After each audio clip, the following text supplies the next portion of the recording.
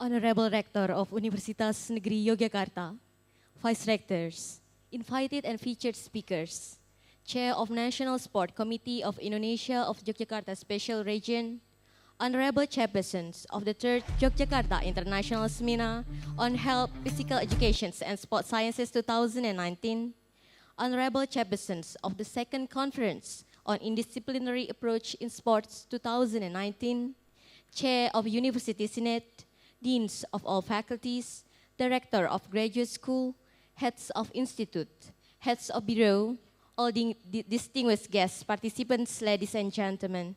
Assalamualaikum warahmatullahi wabarakatuh. May peace be upon you all and good afternoon. It's really a pleasure to welcome you all to the opening ceremony of the 3rd Yogyakarta International Seminar on Health, Physical Education and Sport Science 2019, in conjunction with the 2nd Conference on Interdisciplinary Approach in Sports 2019, hosted by Faculty of Sport Sciences, Universitas Negeri Yogyakarta, today, August the 31st, 2019. Ladies and gentlemen, a quick word about this afternoon program. We shall begin with the National Anthem Indonesia Raya, a welcome address by the Dean of the Faculty of Sport Science of Universitas Negeri Yogyakarta will be right after this. Rector of Universitas Negeri Yogyakarta will be delivering his speech afterwards. And almost at the end of the opening ceremony, we will have a formal seminar opening, and there will be a Pencak Silat performance afterwards. Distinguished guests, all participants, ladies and gentlemen, please be silent and bow our heads for a moment to say a prayer. Let's say our prayer, shall we?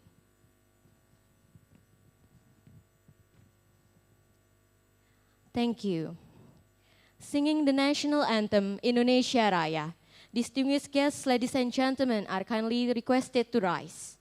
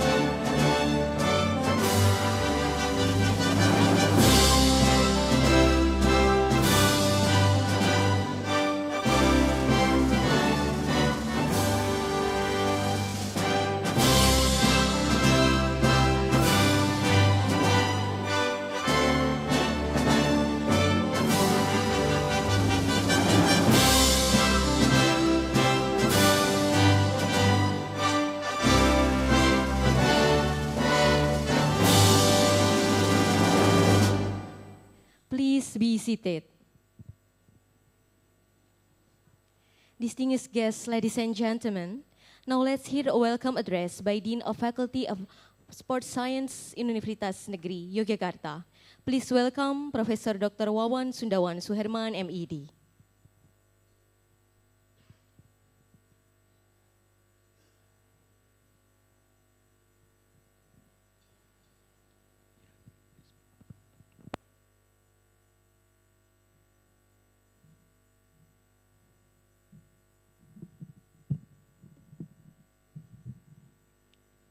Bismillahirrahmanirrahim. Assalamualaikum warahmatullahi wabarakatuh. His Excellency, Rector of Yogyakarta State University, all Vice Rectors, Speaker, distinguished guests, ladies and gentlemen, committee members, and all participants, good afternoon, and may peace and God blessing are upon all of you. First, allow me to extend my warmest greeting and welcome to all of you to the third Yogyakarta International Seminar on Health, Physical Education and Sport Science, which is held in conjunction with the second conference on interdisciplinary approaches in sport. The conferences are organized by the Faculty of Sports Science, Yogyakarta State University. Ladies and gentlemen, the third YISHPESS carries the themes of the development of physical literacy in physical education and sport for improving the quality of life. We choose to highlight issues surrounding physical literacy because it has been established that physical literacy is responsible for individual lifelong improvements in physical activities.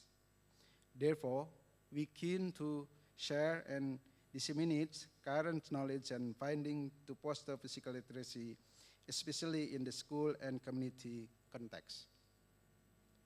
Meanwhile, the second choice brings the themes of improving sports science and technology in pushing human performance to the limit. These themes was selected to disseminate various methods that have been developed rapidly for increasing and maximizing sport performances in the themes and eras of the Industrial Revolution 4.0.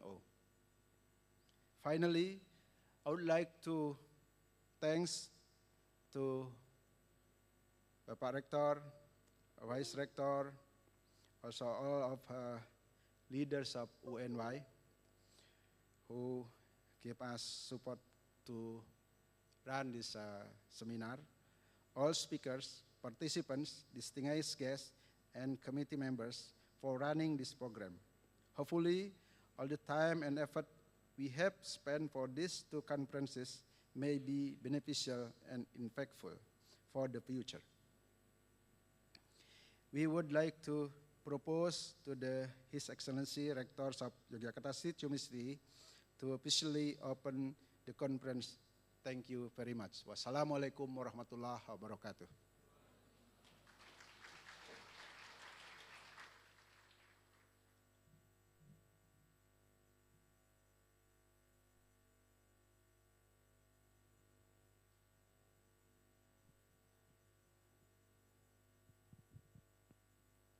The next speech is delivered by Rector of Universitas Negeri Yogyakarta, at the end of which we would also like to kindly request the Rector to officially declare the international seminar open start afterwards.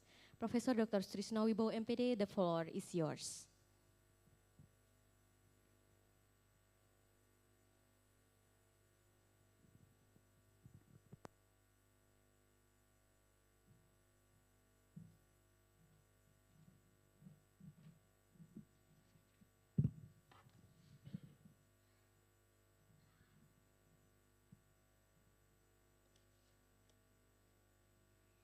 Bismillahirrahmanirrahim.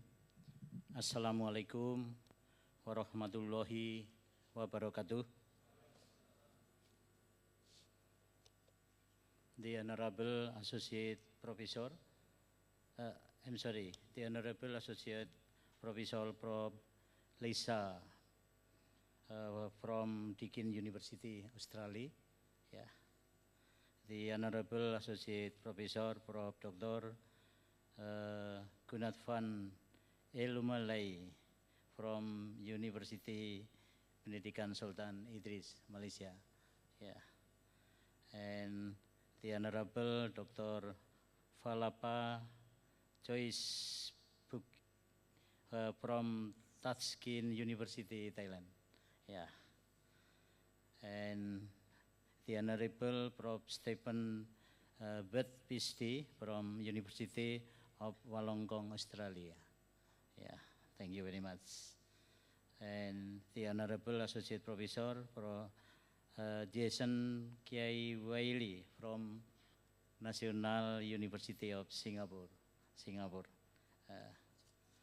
The Honorable Dr. Muhammad Ikhwan, Afrika Universitas Negeri Yogyakarta, speaker, yeah.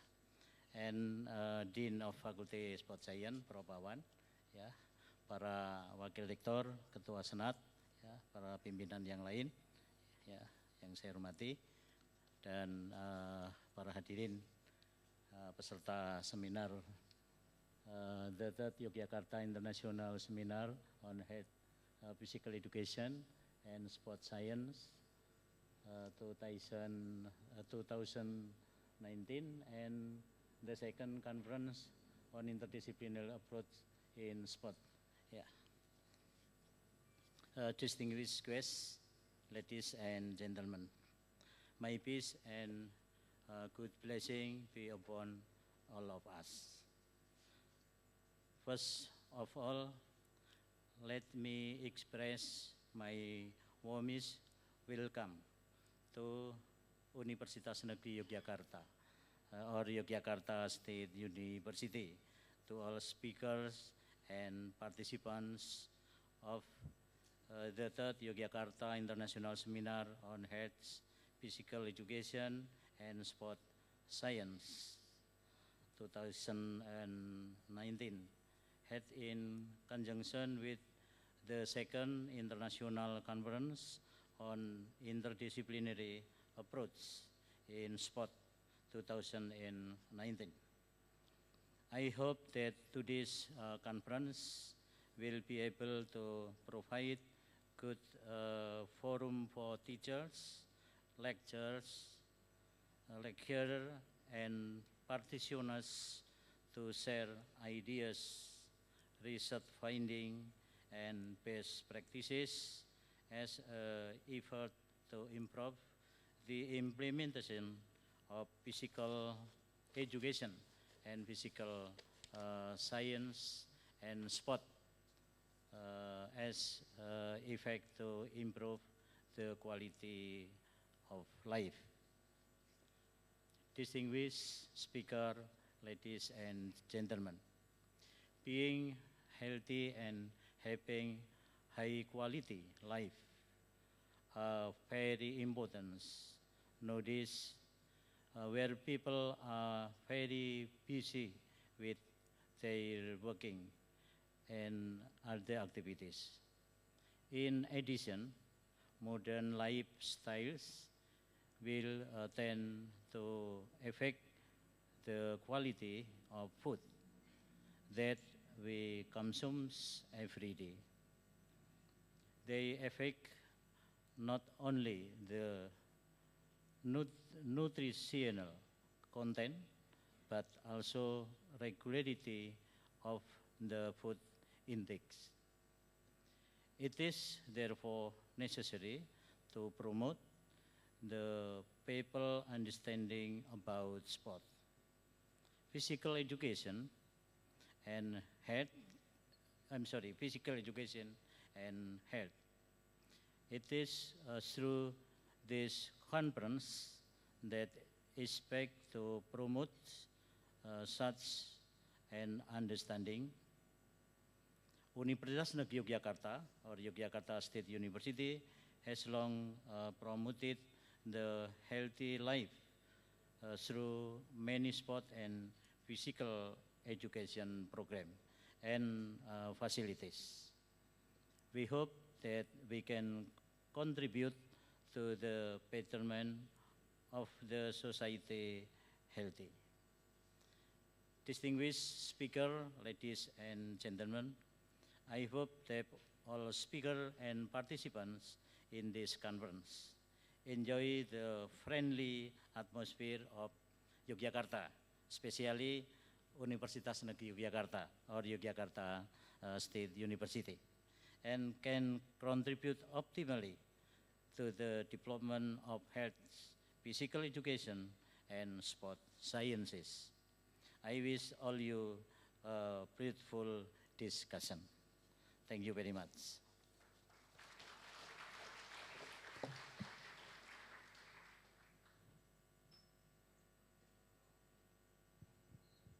For the formal opening, we would like to request the company of the Dean of Faculty of Sports Science of Universitas Negeri Yogyakarta to come forward, please.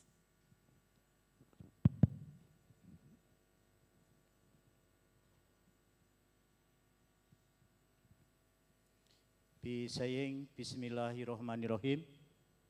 The third Yogyakarta International Seminar on Health, Physical Education and Sport Science 2019, and the second conference on interdisciplinary approach in sports 2019 is officially open.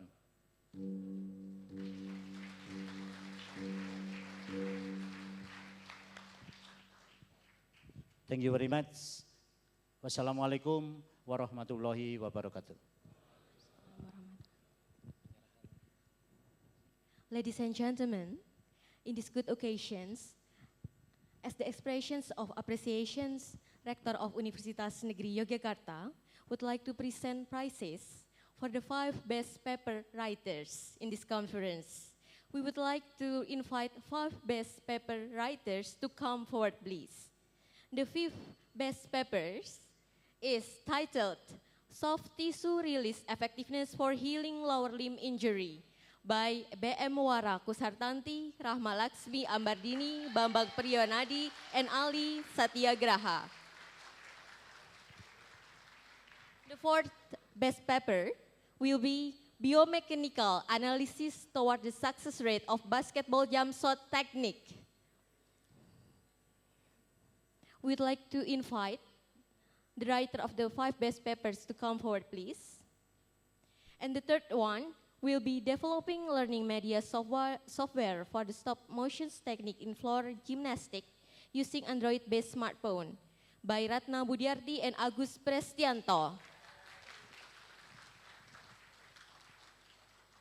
The second winner is the effect of classroom management approach in physical education class toward learning environment among primary school teachers in southern Thailand, written by Singa Tuliakul, Namchok Buadung, Muhammad Sofan Omar bin Fuazi, and Fauzi bin Husin from TSU. And the first winner is titled The Effect of Red Fruit Pandanus Conoidus Supplementations on Total Antioxidant Capacity and Creatine Kinase in Rats After Maximal Physical Activity, written by Fajar Apollo Sinaga and friends.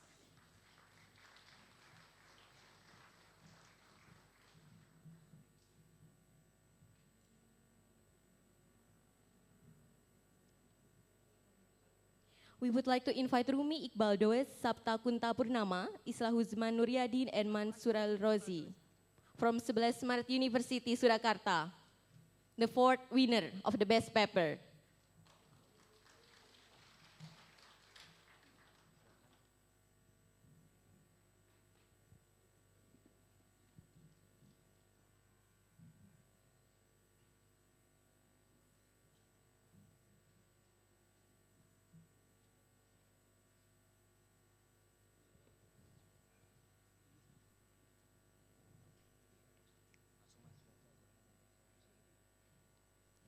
Ladies and gentlemen, this prizes is supported by Meditech, JIH Hospital, Slimfit, and Wardah.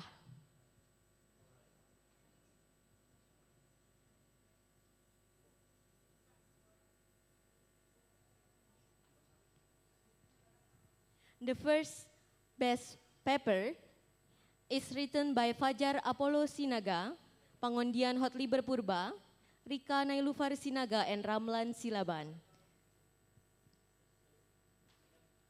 The second one is written by Singa Tuliakul, Namcok Buadung, Muhammad Sofyan Umar bin Fuazi, and Fauzi bin Husin from TSU.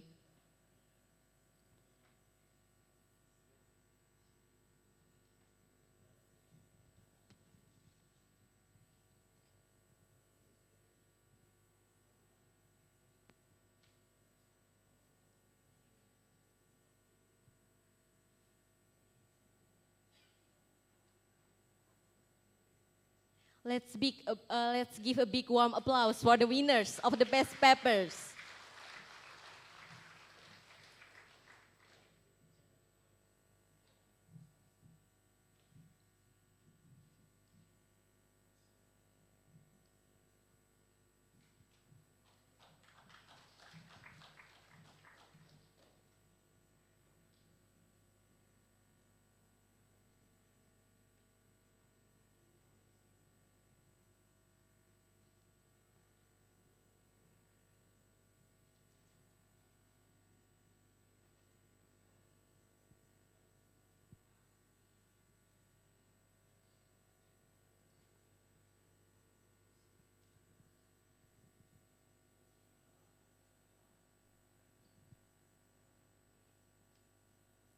Distinguished guests, ladies and gentlemen, this is the end of the seminar opening.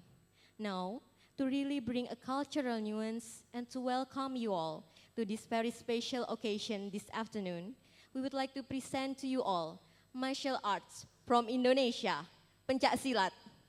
The students of Sport Coaching Department of Faculty of Sport Science of Universitas Negeri Yogyakarta will be performing the martial arts. Ladies and gentlemen, please welcome Pencak Silat.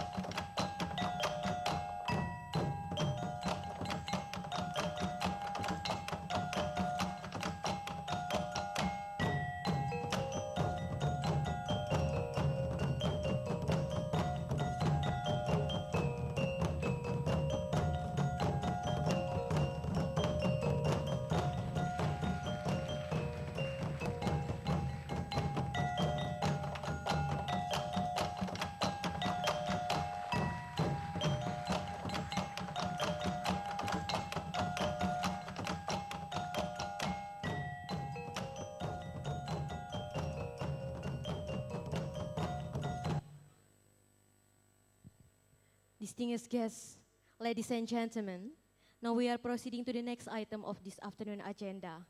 Panel presentations and discussion session 1, and following the session 1 is session 2 right here also in this room. Ladies and gentlemen, welcome to panel session 1. There will be 4 invited and featured speakers in the sessions. Associate Professor Lisa Barnett, Associate Professor Gunatevan Elumalai, Associate Professor Walapa, and Professor Dr. Wawan Sundawan Suherman, MED. And already with us is the moderator of the first sessions, Ibu Dr. Novita Intan Arofah, MPH. We'd like to invite the moderator and invited speakers to come to the stage, please.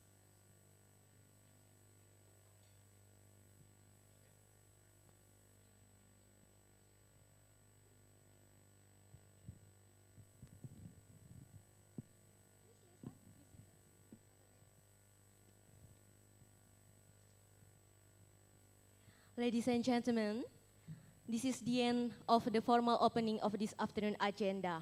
And following the sessions is the panel presentation session 1. Thank you. Ibu Dr. Novita Intan Arofah, MPH, the floor is yours.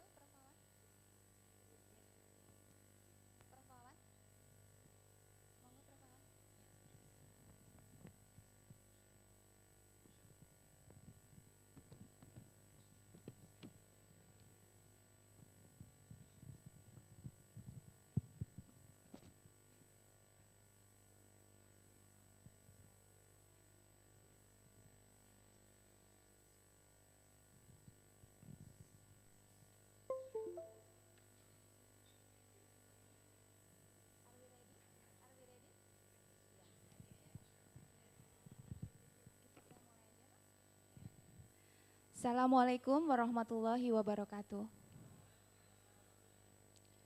Good afternoon, ladies and gentlemen. First, I would like to again welcome all of you to the third Yogyakarta International Seminar on Health, Physical Education and Sports Science, which is held in conjunction with the second conference of Interdisciplinary Approach in Sports. For the first plenary session today, we have a grand theme of the development of physical literacy in physical education and sport for improving quality of life. First of all, I would like to introduce myself. My name is Novita, and I am a lecturer from the Faculty of Sports Science, Yogyakarta State University, and today I will be serving as a moderator for the first plenary session. Ladies and gentlemen, for our first plenary session today, we are very fortunate to have distinguished speakers, invited speakers from interdisciplinary background. From far to left, I will introduce you with Associate Professor Lisa from Deakin University, Australia. And then we have Associate Professor Gunatevan from UPSI, Malaysia.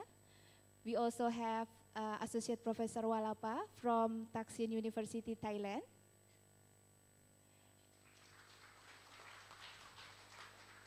And finally, we have Professor Wawan Sundawan from Yogyakarta State University. I will give the audience more of their background shortly before their presentation. Ladies and gentlemen, we have approximately 90 minutes for this session, which include the presentation and question and answer session. To ensure that we will be having sufficient time for questions and answer session, I would like to invite each panelist to have a presentation for 15 minutes. We will give you cues on 5 and 3 minutes before the presentation ended. Ladies and gentlemen, our first panelist is Associate Professor Lisa Michelle Barnett. Associate Professor Barnett had over 10 years in health promotion before entering academia. She completed her PhD from University of Sydney. Currently, she is course leader of honors in health promotion, public health, and health science, deputy leader of the health undergraduate team, and a member of the Institute of Physical Activity and Nutrition Research at Deakin University. She is President-elect of the International Motor Development Research Consortium and a Sports Medicine Australia Fellow. She is internationally recognized in the assessment of children's actual and perceived movement skill competency. She developed the pictorial scale for perceived movement skill competence in use in 25 countries. She has been awarded over $6.5 million of research funding, including competitive, internationals, and government. Recently, she was one of 3 lead investigators to develop the Australian physical literacy standard. Today, she will share us her experience in her involvement in the Australian Sport Commission in defining and conceptualizing physical literacy standards in Australia. Ladies and gentlemen, without further ado, let's join me to welcome Associate Professor Lisa with a big round of applause.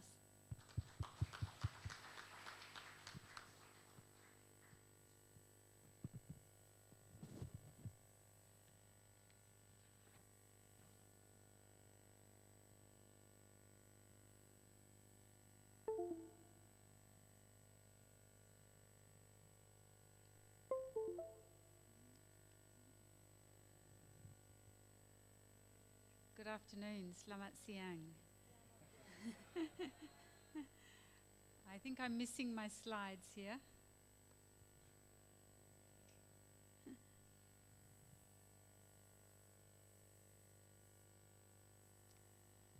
No, that's not me.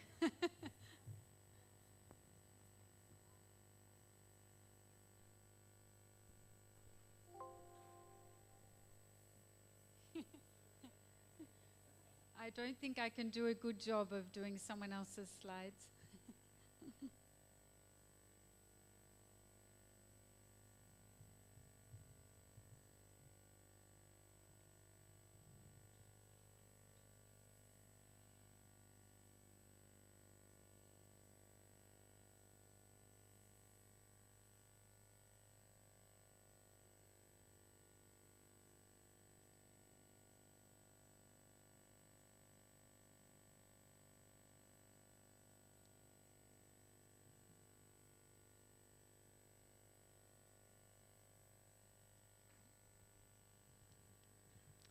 Okay, thank you very much. I'm very honored to be here today, and I've really enjoyed the martial arts demonstration, and my city tour yesterday was wonderful. So it's very exciting to be here in the city of Yogyakarta. So today I'm going to talk to you about physical literacy in Australia and what we've been doing and how we develop the standards. I'm going to give you a little bit of background first.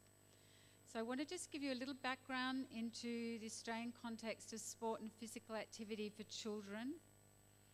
I want to talk a little bit about the Australian approach to physical literacy, assessing physical literacy. If I have time, an example of a child's self-assessment for perceived motor skill competence. And then lastly, the work that we're doing regarding child and teacher report of child physical literacy.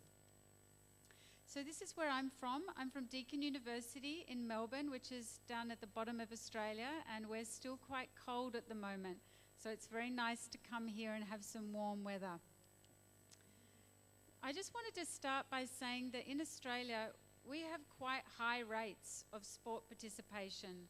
So this data is from 2014, and you can see compared to other countries, we have reasonable rates of children participating in organised sport, and there seems to be a trend of that increasing over time. And yet, if we look at all the other statistics, we know that children are still not active enough. There's only around 1 in 10 young people meet the physical activity recommendations of 60 minutes moderate to vigorous activity a day. 1 in 4 young people are overweight or obese, and less than 30% of young people are doing the recommended screen time. And I've been having a chat to a few of the delegates here today because I've noticed that as well in Indonesia. Very young children on tablets, on phones, and we have the same situation in Australia. So in Australia and in a number of countries around the world, they've been releasing report cards, country report cards. So just as your child gets a report card at school, we can give a report card for the country. And our report card for physical activity was not good. Our overall physical activity levels for Australia were a D-.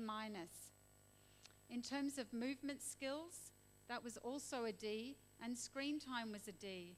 So the Australian children, even though they participate in sport, they don't have the skills, they're not particularly fit, and they're not active enough. So sport on its own is not enough. So the Global Matrix, which was released in Adelaide this year, brings together all the data on the different countries that are looking at doing this approach of doing a country report card for physical activity. It's a great way to get media attention and policy attention and attention from parents and the community. So there's 49 countries involved.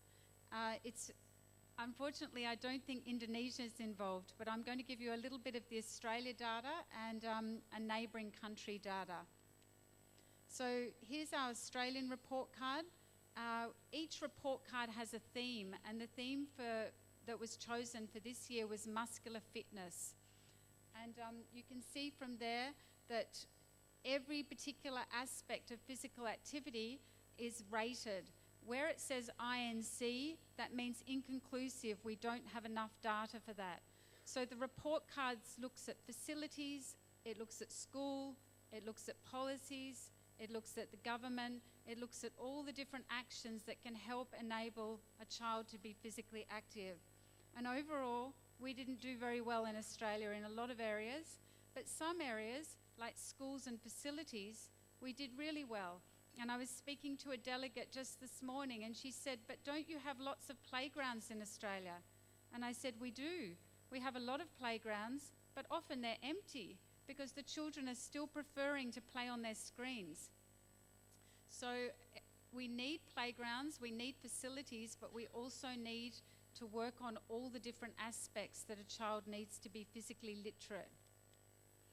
I picked Thailand as another report card because it was a neighbouring country to Indonesia, and you can see they had a different theme, and their theme, instead of muscular fitness, was let's play. Because this is something that children around the world are not doing as much of. Our children are not playing. They're playing on screens, but they're losing the creativity, the movement that they did in years gone by. So this is something that we really need to work on. And you can see every other aspect is also rated there for Thailand. What about Indonesia? This could be a future opportunity for Indonesia to work on a report card for Indonesian children. And perhaps there's already people in the audience who are working on this aspect. So why aren't our children active enough? Sport's important, but it's only one piece. If you go to organised sport 2 or 3 times a week, what are you doing on the other days of the week? What are you doing in the rest of your time? You're still not reaching the physical activity guidelines. So now I'm going to give you a little bit of background about Australia's approach to physical literacy. So physical literacy is important. We already know that. It's a theme of your conference. It should be part of physical education. It helps develop cognition, life skills. It should underpin teacher training. And there's a push at the moment to develop physical literacy approaches. In 2016, the Australian Sports Commission, that's now called Sport Australia, contracted us to develop for Australia a definition of physical activity and standards for physical literacy. So if you wanted to read about the process we used to develop the definition and standards, this is the paper we wrote along with everyone that informed the standards at that time. So we had a reference group of people and we followed a consensus-making process until we reached a decision. So now Sport Australia, we've worked on the physical literacy definition and draft standard, and just August this year we released the final standard. So you can Google that, you just need to go to Sport Australia and you'll find our standard of physical literacy. So what our framework does is we've got 4 domains. We have the physical domain, the psychological domain, the social domain, and the cognitive domain. So for a child to be physically literate, we need to work on all 4 domains. And within each of the domain, there's a number of elements that are important. So you may not be able to read everything on this slide, but it shows you that within each of these 4 domains, there's a whole lot of different elements that we need to work on. And I've seen a number of presentations this morning looking at motivation, looking at confidence, looking at fitness, looking at coordination, looking at skills. So these are all part of the elements of physical literacy. All of them are important, and mostly we're not working on domains such as the social domain have not been as investigated as, say, the physical domain. So we can focus on the physical part, we often focus on the psychological part, but do we work on other aspects like the collaboration and what's needed in the social domain? If you also go onto the website, you'll see the stages of development. How do we think about assessing physical literacy? If we move a child through from the pre-foundational stage, then they move on to foundation and exploration, acquisition and accumulation. But this is not only for children. This could be someone in rehabilitation. This could be someone after a stroke or an injury. So physical literacy can be a concept for life. So I think it's important not to just constrain it in terms of children. These stages we can work through at different aspects and times in our lives. Here's an example of the psychological domain. So we have a number of examples, a number of situations where you could use some of those elements and what progression would look like within those elements.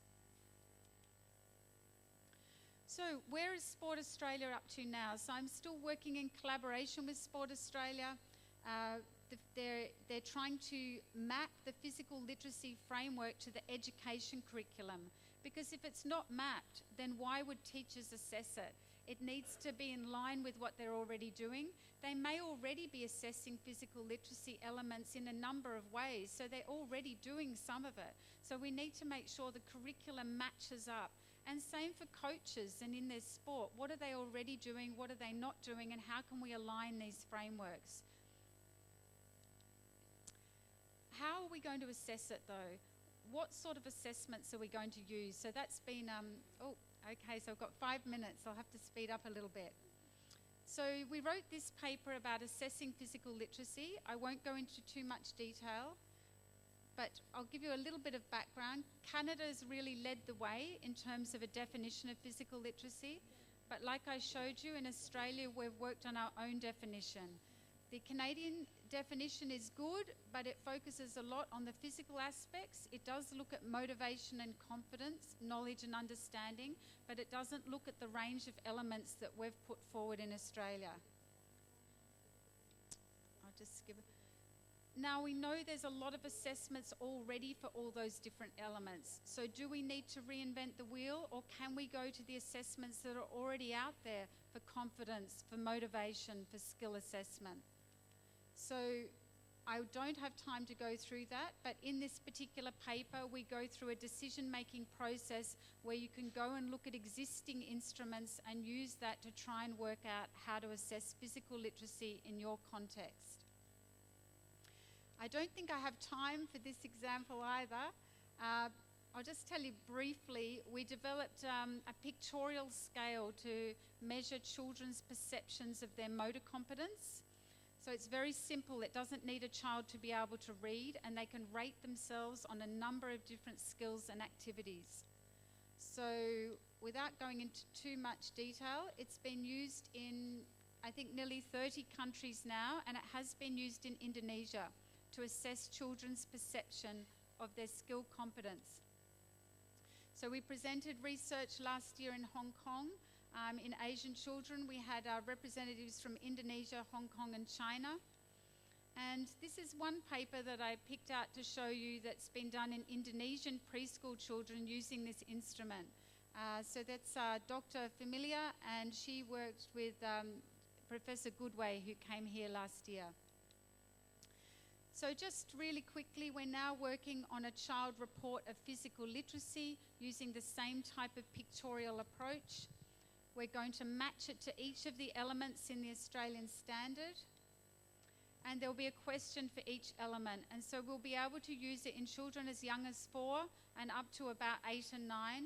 and hopefully it will have international relevance because you don't need to be able to read to do it. I also have a student from Nigeria, and she's developing a teacher proxy report tool of physical literacy mapping that to the Australian standard, and she's in the early stages of her doctoral thesis. So to conclude, physical literacy is gaining interest around the world. It's important for each country, I think, to decide on their definition and approach. We have different cultural contexts, we have different climates, we have different elements that might have differing importance in different places.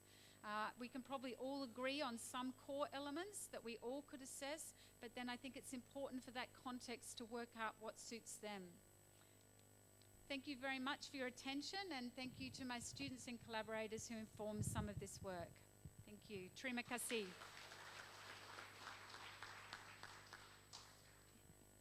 Please be seated. Thank you very much, Associate Professor Lisa. That was quite interesting presentations about the Australian Sports Commission approach in developing strategy to promote physical literacy in Australian context. Moving on to our second panelist, we are having Associate Professor Gunatevan Elumalai. Associate Professor Gunatevan is currently the Vice Dean of the Sports and Coaching Faculty in the University of Putra Sultan Idris, Malaysia. His research interest is in the wellness and testing, as well as measurement and evaluation in sports science. Today, he is presenting about opportunities and challenges in promoting physical literacy in Malaysian communities. Please join me to welcome Associate Professor Gunatevan to the floor with a big round of applause.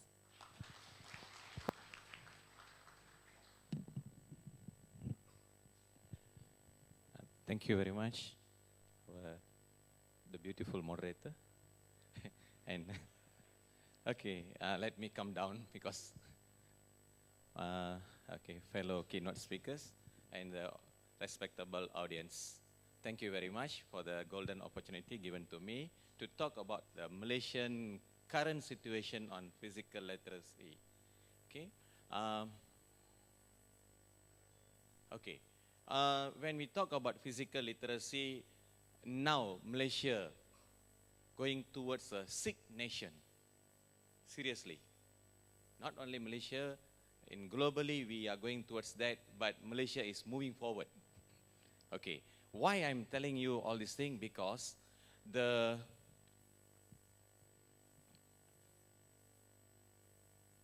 Malaysians' involvement in physical activity getting worse day by day. Okay, there are two ministries now concentrating on Malaysian population's physical literacy. One is our health ministry, second is our youth and sports ministry. There are a few big research or statistics that always revealed by these two ministries to our population to educate them why we should physically active in our daily life. Okay, first of all, the National Health Morbidity Survey conducted by our Health Ministry shows that from 1996 up to 2015, overall, in 1996, 88.4% Malaysian population are inactive. They are not involved in physical activities based on our WHO recommendation, minimum 150 minutes per week, not per day, per week. Okay? So, and it's become very crucial and a big problem among Malaysians because we are now facing a lot of diseases. So we are trying to educate our nation.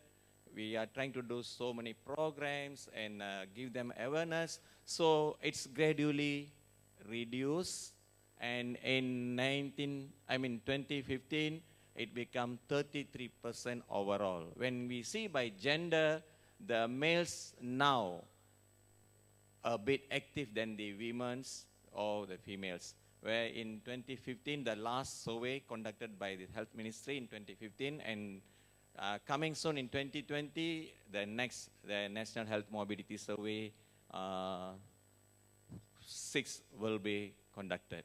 So the ladies are still behind the men because the opportunities for the men are better than the ladies. Okay. And we see, usually we will connect the obesity or the prevalence of obesity with physical activities or physical literacy. The same research by Health Ministry shows that in 2015, around 20.6% of female are obese or overweight and above. Okay? And these people always facing a lot of health problems due to excess of body fat. Okay? Okay, and the prevalence of obesity by ethnicity, because Malaysia is a multiracial country. We are Malays, Chinese, Indians, and others. Okay, we go for the others, and even we have the Bumiputra from Sabah and Sarawak. Okay, you can see your own. How is the graph? Okay, we are more or less same. Now Malaysia, it's not a multiracial country, it's a Malaysian country where we are eating the same kind of food, we are sharing same kind of culture, even though we are identically a bit different, that's all. Okay. And top chronic diseases in Malaysia currently due to inactive, okay? Due to we are not active physically, due to our lifestyle, due to our culture, I mean not the culture by the ethnicity, but the food culture that we are going through now. Okay? And this is the reason statistic by the Health Ministry where cancer facts and figures in Malaysia. Okay? And risk in Malaysia. 1 in 20 women in Malaysia will develop breast cancer in their lifetime. And it's increasing. And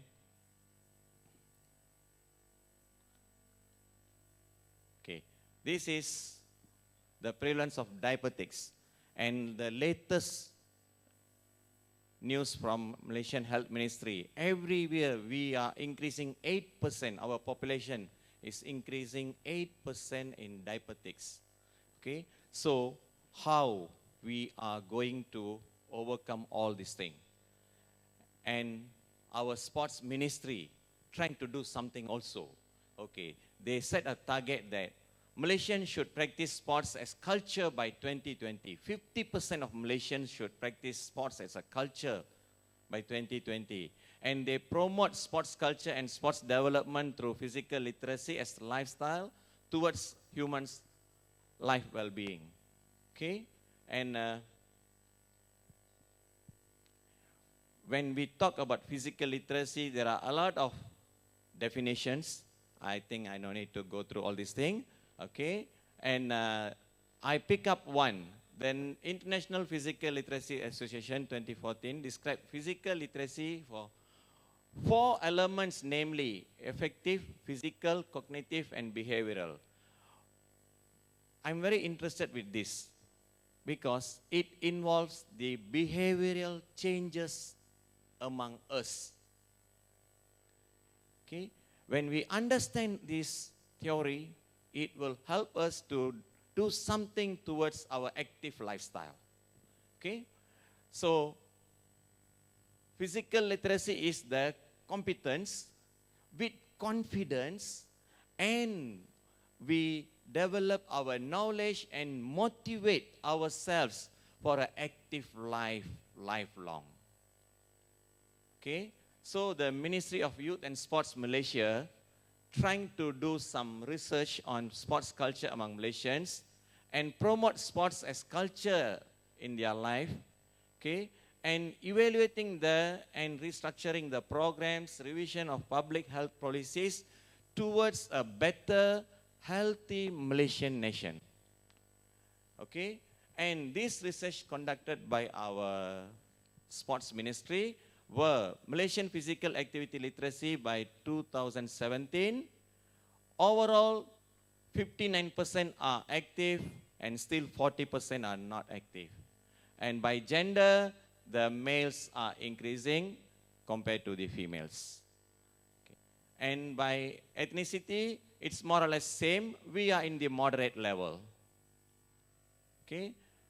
And in 2018, the same research conducted by the Sports Ministry, and it shows a bit increase because a lot of programs, awareness programs conducted by the ministry with the support of NGOs and other related bodies. Okay, it shows still in the average level, but there is an increase. Okay, and this one by ethnicity, it shows also all the ethnics are in the moderate level. Okay, and we are targeting as Malaysia as a sporting nation by 2020. So what we should do? Okay, what are the encouraging factors? We must look at the encouraging factors that we are providing to them. And we also must see the challenges that our public or people facing throughout throughout their life. Okay, and when we see, most of them are involved in physical activity to maintain their health, to fulfill their leisure time, to maintain their fitness, and to spend time with their colleagues, and to reduce stress, okay, to have some time with their family, and so on. But if you see the challenges, this is the most important part, where we must do something towards this. The weather become the first thing. And the second, they said no time. And then third, they said lack of facilities and no friends to join together. And the fourth one, you can see, this is the attitude. They said, I'm lazy to do it. Are you really? There will be a question mark. Are you really lazy to do it? Or you're doing something else during that time? Okay. So, what we should do, the government, the authorized people, okay, we want people to make healthy choices. We have to make healthy choices available, okay, accessible and affordable. They cannot pay a big amount of money for daily activities in the gym, private gyms. So the government should do some for the public gyms, or it can be easily accessible and affordable for them. And then, now, we are trying to educate them. We are telling that it's not it's not a big secret, nothing bigger. You can do it. How you are going to do it? Go for a holistic approach. Okay, make a gradual, slow changes to habits. Create a vision on you. Okay, set achievable, measurable goals. Make yourself accountable for progress. Get support from the others. Okay, and these are the things that we are encouraging them to do, especially our youngsters in Malaysia. Okay, and we are trying to educate them on a healthy diet and good activities. And we always encourage them, please measure yourself. No need to go to any labs or wherever. You can measure yourself. There are a lot of measuring instruments in online. You can do it simply, anytime, anywhere. Okay, these are the key points. We are telling them now, don't ever see the junk foods, fast foods, and whatever foods are really making you fat. And please don't listen to your friend who are always inviting you, come go to KFC, McDonald's, pizza, and so on. And please control your tongue. You can eat once a while, not daily, these fast foods and junk foods which make you fatty and fatter. Okay, and now we are really begging to our younger generation, our youngsters, that if you can't fly, please run. If you can't run, please walk. Okay? But whatever you do, you have to keep move forward. That's our, really we are doing something to our nation. That's our, what we say, our philosophy now, to encourage our youngsters to involve in physical activities. So, thank you very much.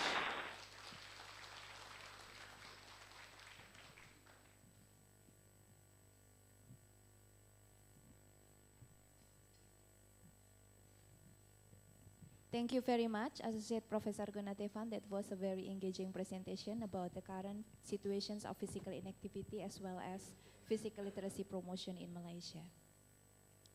Ladies and gentlemen, our next panelist is Associate Professor Walapa. She is currently serving as the Dean of Graduate School of Thaksin University, Thailand. She has written extensive publications on health, sports, nursing, and public health. Her presentation today will be about the health and sports science in the disruptive era. Without further ado, ladies and gentlemen, let us put our hands together for our third panelist, Associate Professor Walapa, please.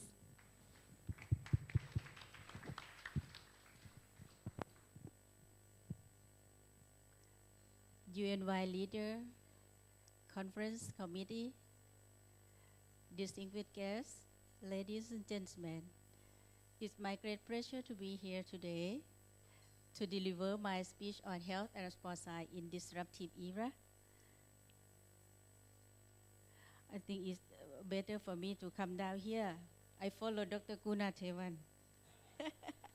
Okay.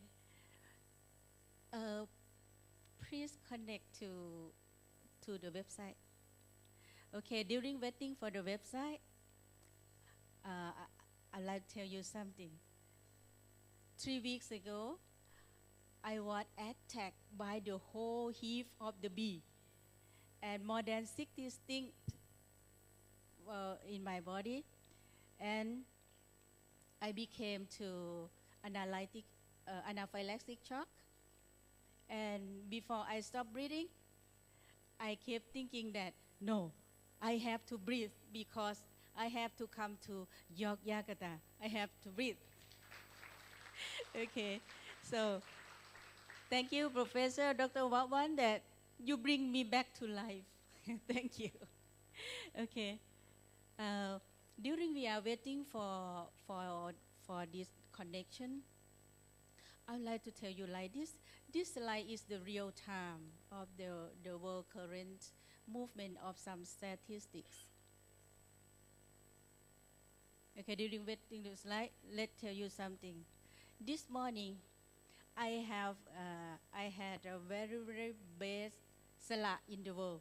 The kind of spice fruit that very typical for Indonesia. I had it this morning, and it's the best one in the world. Thank you so much for your hospitality. Yes.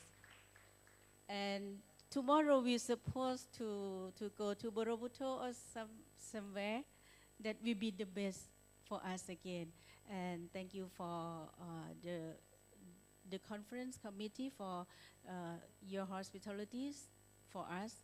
And it is the first time for Thaksin University join the conference. So 9 of us arrived yesterday evening. Okay, you can see from this slide, this is the real number of the world. You can see the world population increase very quickly. As you blink your eye, more than 100 babies born. And the birth rate is 3 times of the death rate. So that's why the people increase very quickly. For the environment,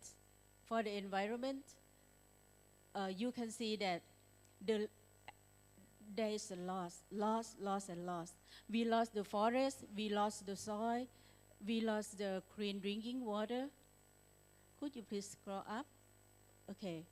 And for the food, Dr. Gunatevan mentioned that they are overweight right now. You can see from these statistics, more than 20% of the world population are overweight, and some of them become obesity.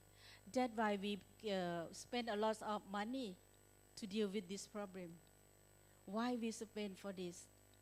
If we can protect ourselves, not to become overweight. So you have to follow Dr. Kunatevan rule. If you cannot run, you walk. If you cannot walk, you creep. You creep on the floor. Okay. For the water, 12% of people in the world could not access to the clean water. That is the big issue of the world. I will move to the next slide, but I cannot move right now. For the money spent on health and public health increase every second. So this is the real happen in our planet. How I jump to another slide? Yes. So please see the scenario of the 2030.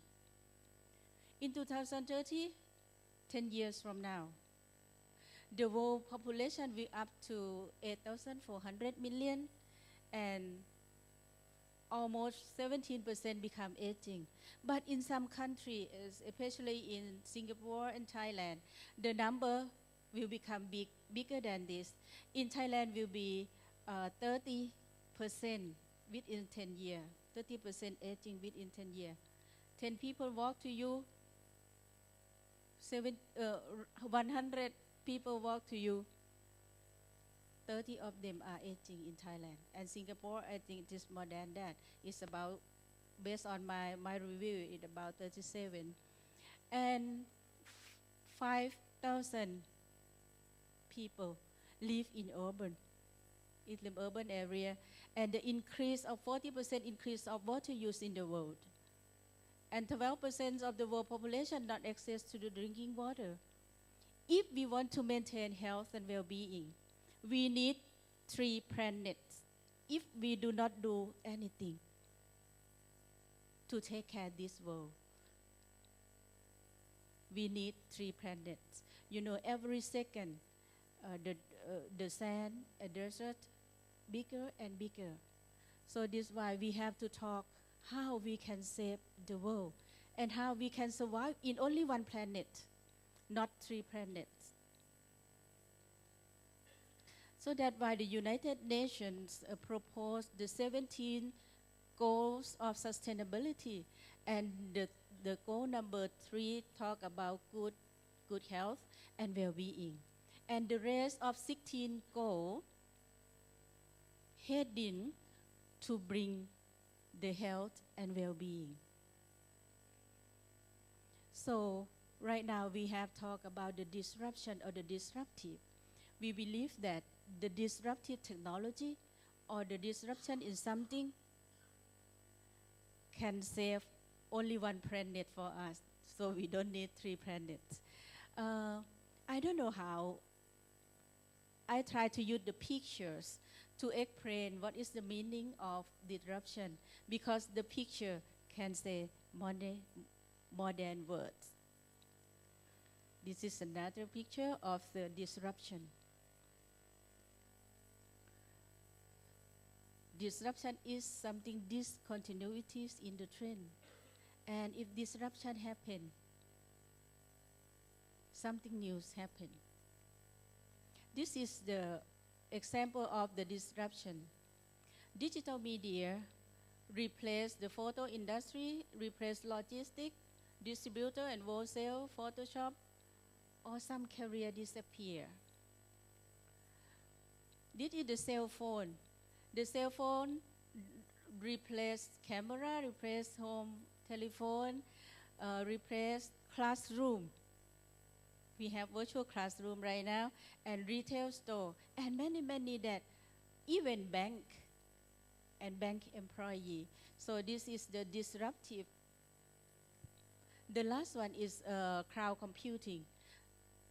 Will replace the hardware, software, storage, network, IT expert, electricity, maintenance. All kinds of these are the example of disruptive.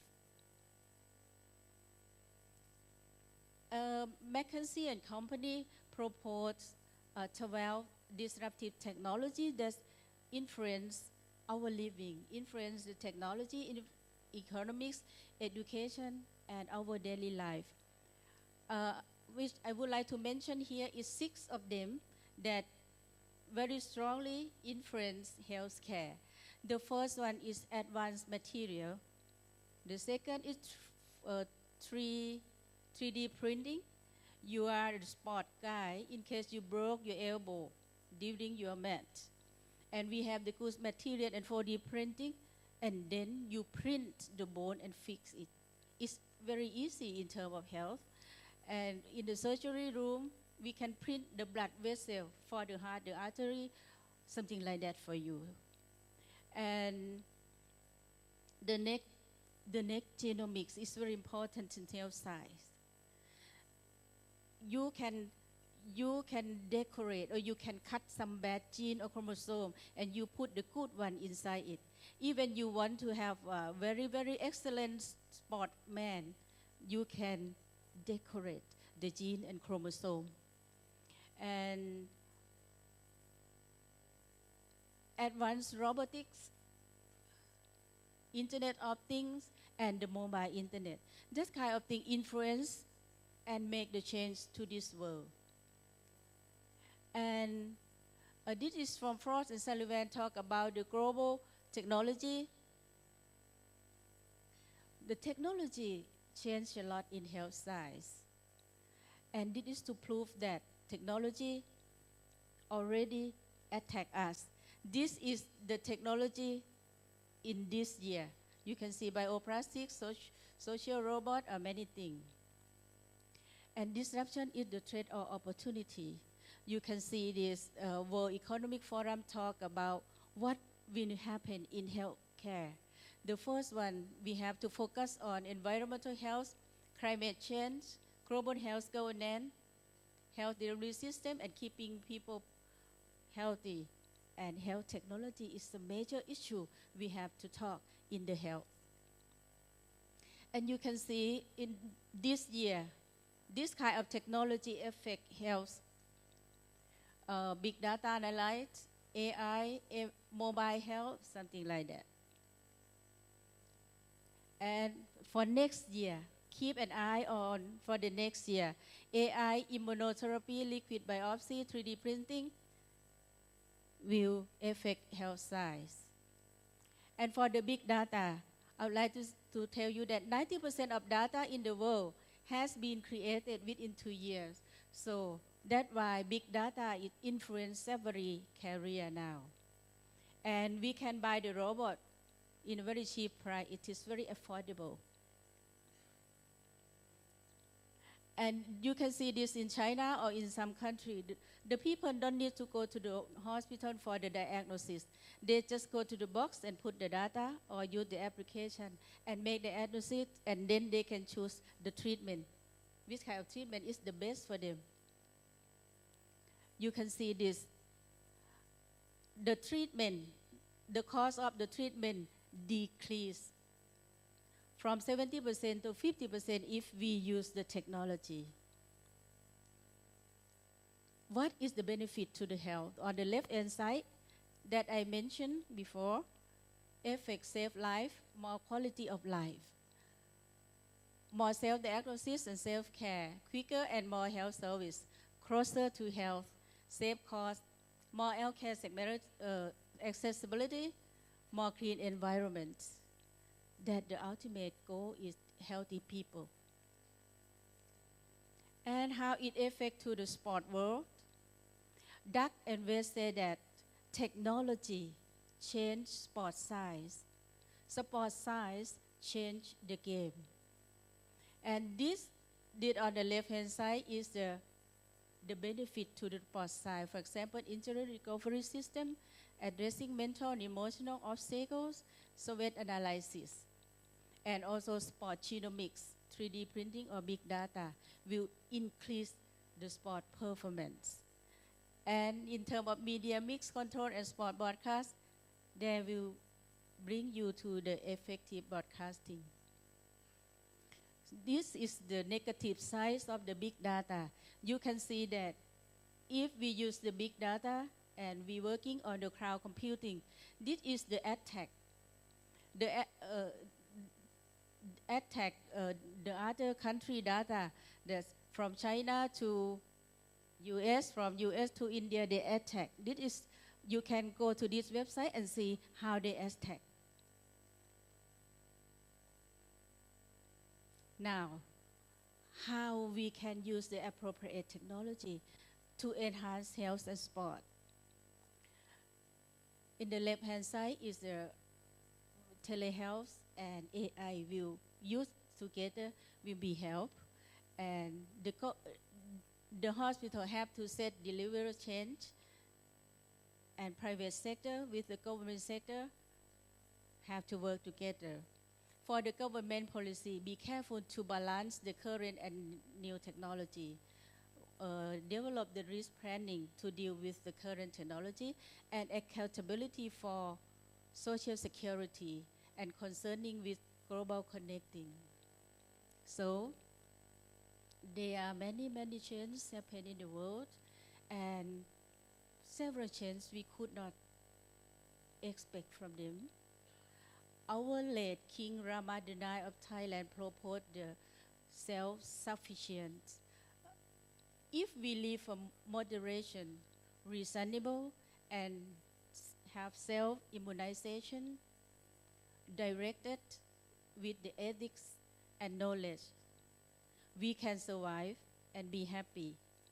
And his words told us that if we can maintain the moderation, then we can be excellent. Thank you very much.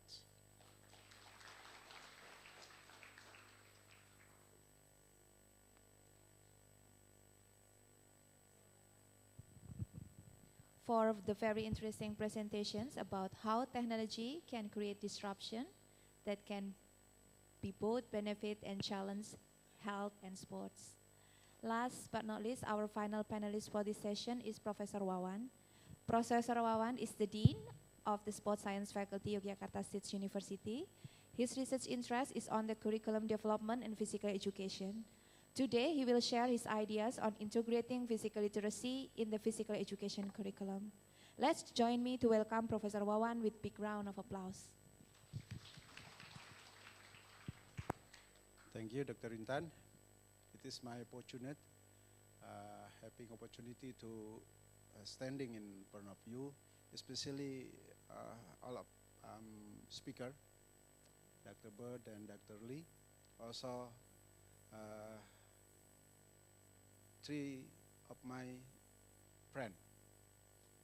I'm not really friend actually for Dr. Lisa Barnett, because she is my advisor friend, Dr. Professor Jacqueline Goodway. So she really my advisor too. And two of them are my friend. Dr. Walapa and Dr. Guna already become a friend for a long time, and then I come to Dr. Guna in the last of 3 years, I think, and then in this year, in the recent year, I met Dr. Walapa, and fortunately we have the same name, One. So among us, we call Dr. Walapa with One the first, and Dr. Guna as One the second. The other one is Dr. One Amud One, who cannot come here because he has a conference in Holland, as One the third, and myself as One the fourth. I said that because I want to waste my time. Okay, let's see what we have the situation in Indonesia about physical literacy.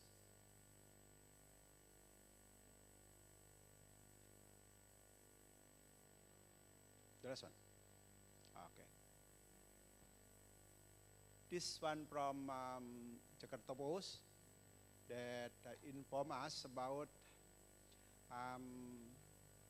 sport lifestyle of metropolitan communities. The newspaper said that Jakarta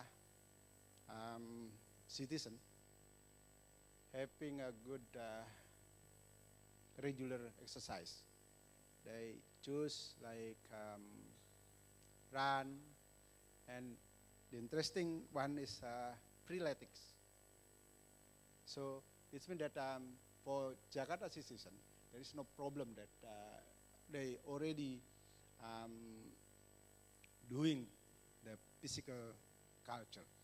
And the other one is about millennials style. They choose some kind of sport for daily life, like come to gyms, running, and also the interesting thing, the millennial choosing archery. So it's archery become booming beside other new kind of sport is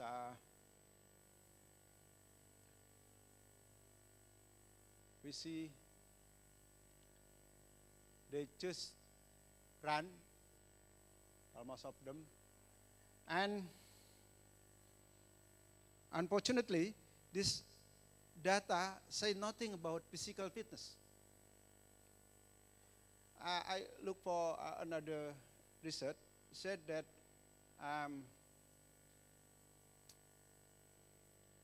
physical fitness of student age children, almost all of them having a low level of physical fitness from primary school to high school. It's means that our government and ourselves should have worked hard to improve our physical fitness of student age children.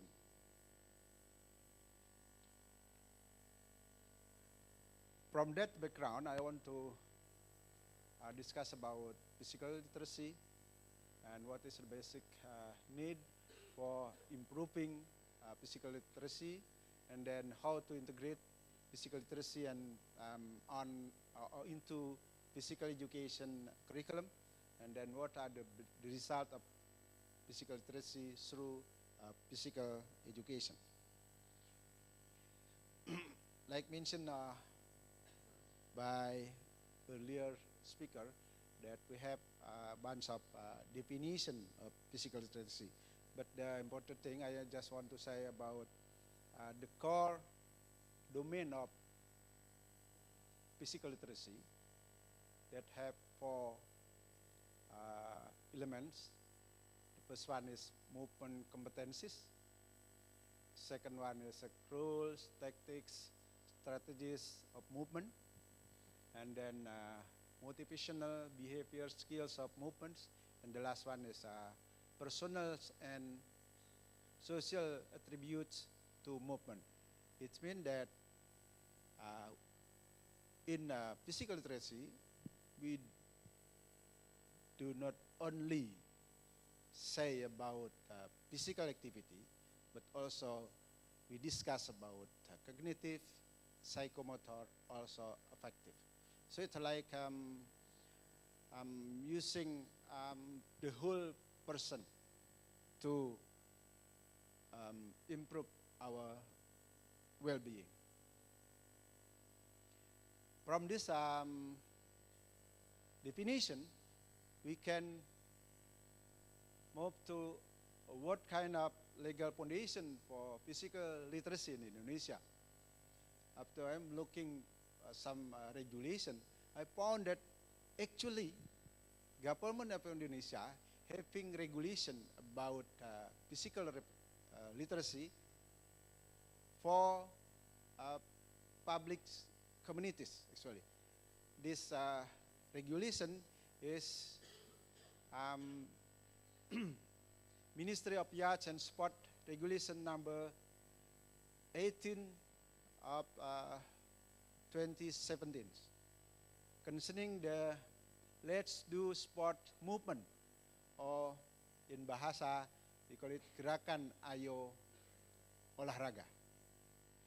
This regulation regulates about how do we should having regular exercise in a daily basis, so we can maintain or improve our physical fitness. But in other side,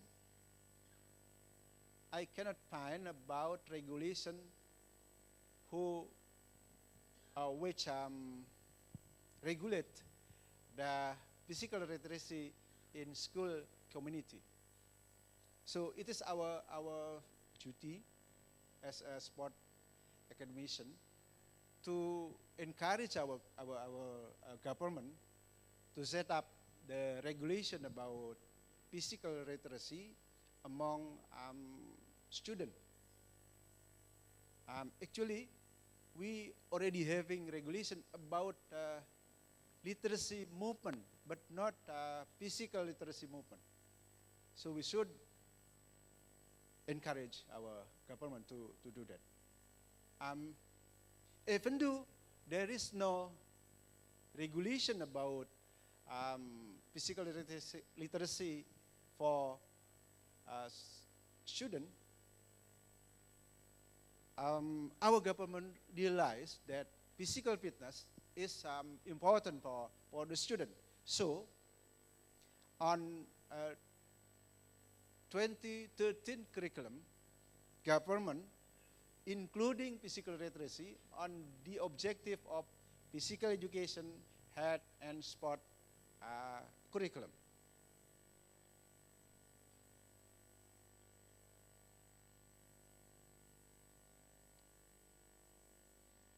Because we realize that if we want to integrating physical literacy on physical education curriculum, we can have for form that is we can writing the philosophy of physical education, and then we have a purpose of physical education.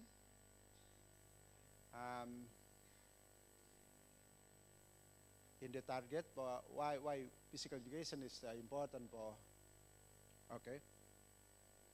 And then the third one is interactional methods for delivering content of physical education, and the third one and the fourth one is physical education curriculum contents.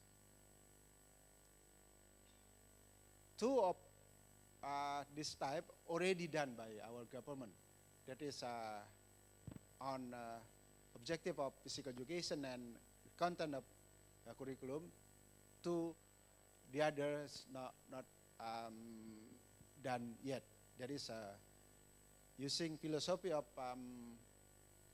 physical literacy and interactional methods in physical education by using physical literacy.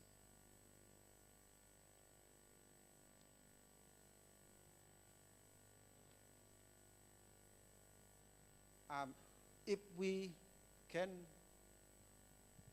review the situation in the school and also in the community, we realize that actually physical literacy having a good effect on the student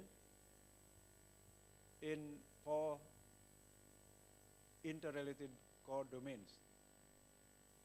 First one is physical fitness, cardiorespiratory, muscular strength and flexibility, and then motor behavior, fundamental motor skill and proficiency, and then physical activity behavior, directly measure daily activity, and then Last one, psychosocial or cognitive factors, attitude, knowledge, and feeling.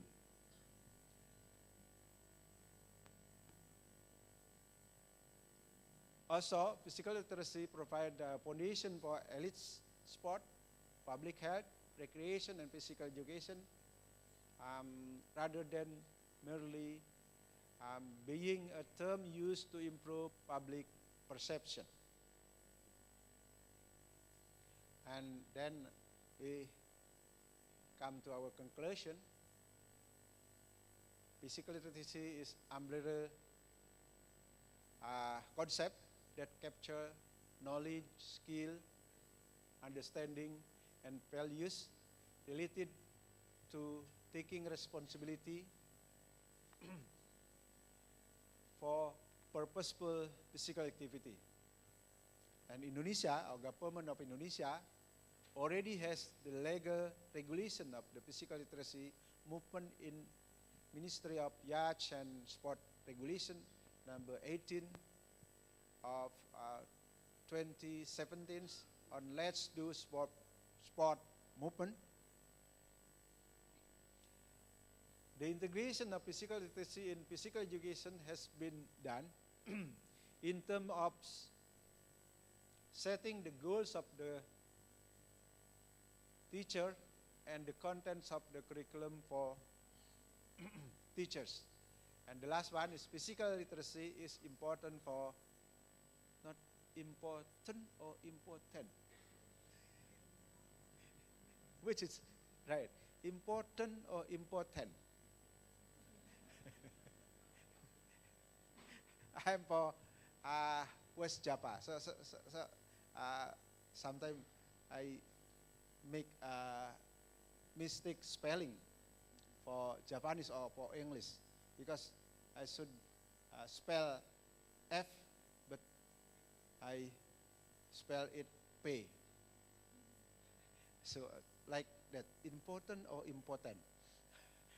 And the last one, this enable to develop whole potential of school-age children through physical activity. Okay, thank you.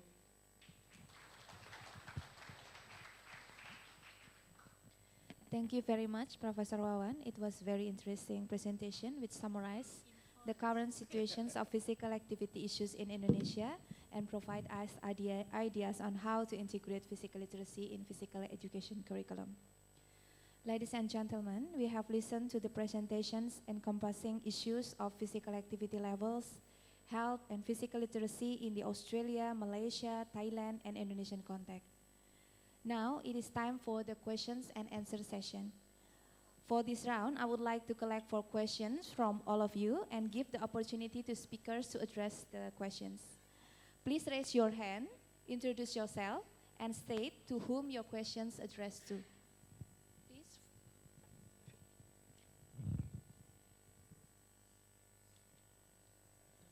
First questions? My name is Jafet Deseng. I come from Africa, and just now I study at Yogyakarta State University. My question is related to the associate professor from Australia. Okay, what are the characteristics of physical literate person? I need to know what are the characteristics of physical literate person. And the second question is pointed to the associate professor The from... characteristic of physically literate person. Of course. The characteristic of physically literate person. Of course. Yeah. Maybe we will wait for questions and then I will give you opportunity for you to address. Okay. Next question. The second question is related to the associate professor from Malaysia. So I would like to ask the associate professor, when you attribute someone that he is physically inactive, and why in Malaysia you say that most of people, they are inactive, And can you make up or care up some indicator which, for example, provide that Malaysia people, most of them, they are inactive. Because we know, for example, physical activity, there are many kinds of physical activity. And so we have to know, because physical activity is very different with sport. For example, if I am running or if I do something at my home, this is a kind of physical activity. So I want to know when you attribute someone that he is physical inactive. Thank you. I would like to clarify. Do you mean that you want to know the definition of physical inactivity used in Associate Professor Gunatevan presentation, right? Yeah.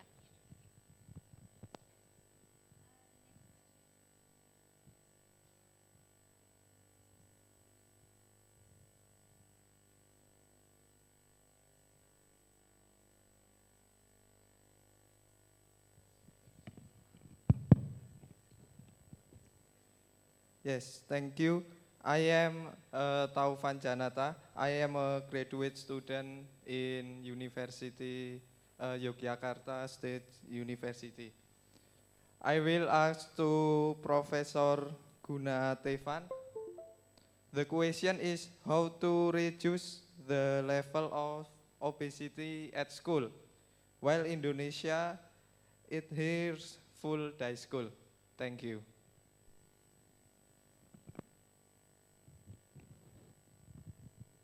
Other question? Okay, yeah. We have one question to Professor Lisa and two questions for Associate Professor Gunatevan, please. Yes, thank you for your very interesting question. What are the characteristics of a physically literate person? We had a lot of discussions about that in Australia because is a physically literate person the same as a physically active person? And then we thought, no, because your physical activity can go up and down during your life. You might be pregnant, have a baby, not be physically active anymore. You might have an injury. Different things happen and your physical activity fluctuates. But a physically literate person is the person that can make a decision and be able to be physically active no matter how their circumstances change. So they can change in their motivation, they can change their activity, they can transfer their skills, they can enable themselves to be physically active despite or with their changing circumstances. So you can be physically literate, but you may not be active at that time, but you will find another way. You might be physically active, but not be that physically literate because you might have an injury and that might stop you. And if you're not very literate, you might not be able to transfer to another activity or think of another option. I'm not sure if does that make sense to you? That's just my opinion.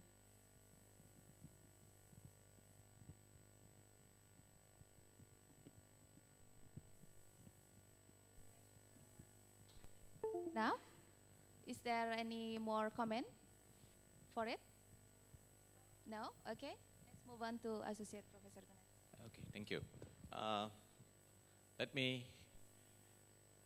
The first question, how we define you are physically active or inactive, yes or no? Okay, in Malaysian context, if you see the definition for physical literacy, WHO says whatever you do in your daily life, either you run or walk or whatever, or you're doing gardening at your home, you're washing, is physically active, yes or no? But if we take it as a physically active or physical literacy, then why we are nowadays become more sick and our body fat is increasing?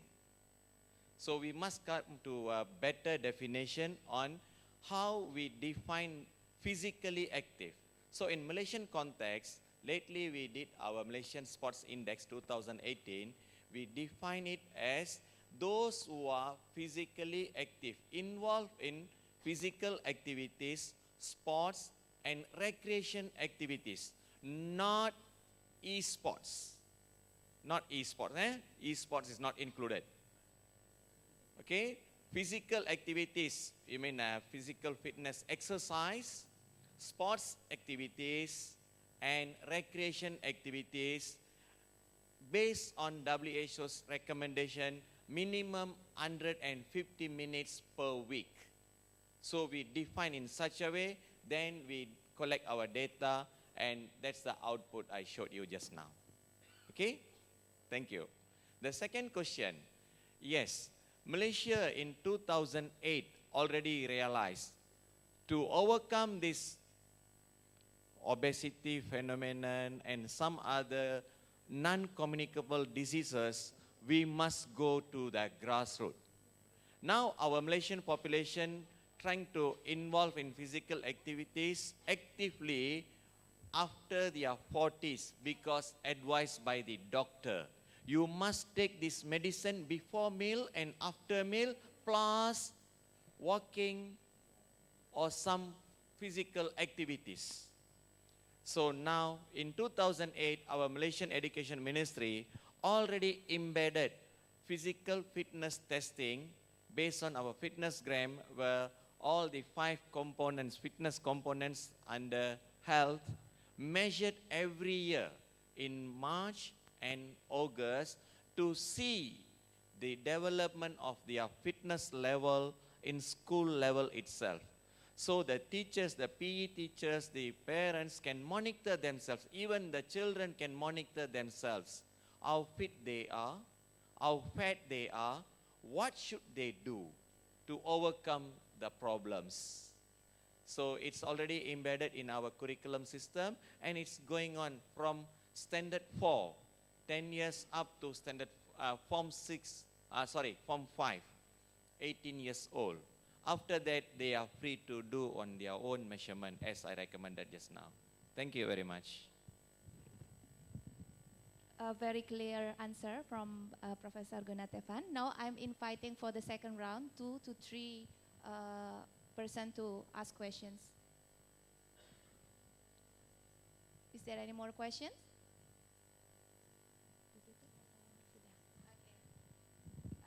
Thank you very much for all the speakers for addressing all of the questions and also for all of your participation in questions and answer session. Ladies and gentlemen, we have a quite tight schedule today, therefore we need to conclude this session. A brief summary for this session. Professor Lisa has shared us the Australian Sports Commission approach in promoting physical literacy in Australia by involving experts to develop framework, assessment, as well implementation guideline for promoting physical literacy. Associate Professor Gunatevan also has shown us the physical inactivity epidemic in Malaysia and how it links with health risks. Professor Walapa gave us interesting insight on how technology has created disruption in this current era and that the disruption can be both be beneficial and also be challenge for health and sports world. While Professor Wawan has highlighted the strategy to integrate physical literacy in physical education curriculum. Finally, on behalf of the seminar committee, I would like to express my gratitude to all of the panelists for sharing your immense knowledge, expertise, and experience in physical literacy promotion practices. And I also would like to thank all of the audience who have been participating in the first panel seminar today. To conclude this session, I would like to invite all of you to give a big round of applause to the panelists. Now, back to Master Ceremony. Thank you. Assalamualaikum warahmatullahi wabarakatuh. Ladies and gentlemen, as the expressions of appreciations, the Dean of the Faculty of Sports Science of Universitas Negeri Yogyakarta would like to present a token to the invited speakers. The Vice Dean of the Faculty of Sports Science would like to present a token to the invited speakers. Dr. Orman Sur, please.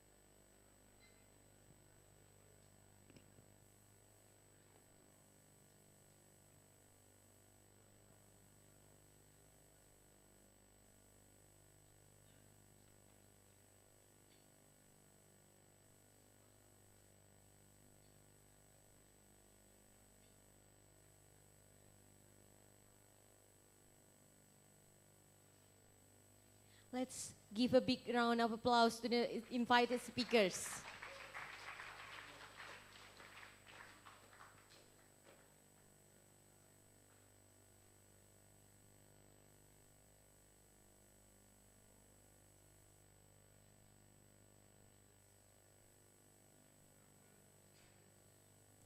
Ladies and gentlemen, please also be well informed that door prizes are also available for those who ask questions during the sessions. So I invite the one who ask questions in the sessions to come forward, please.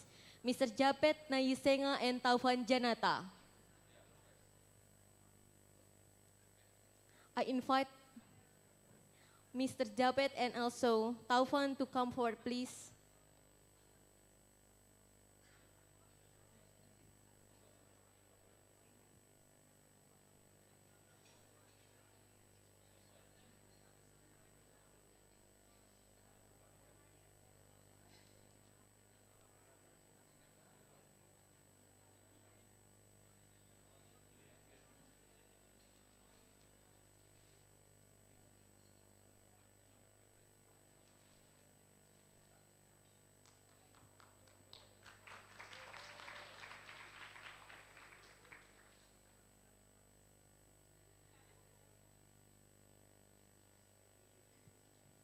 Thank you.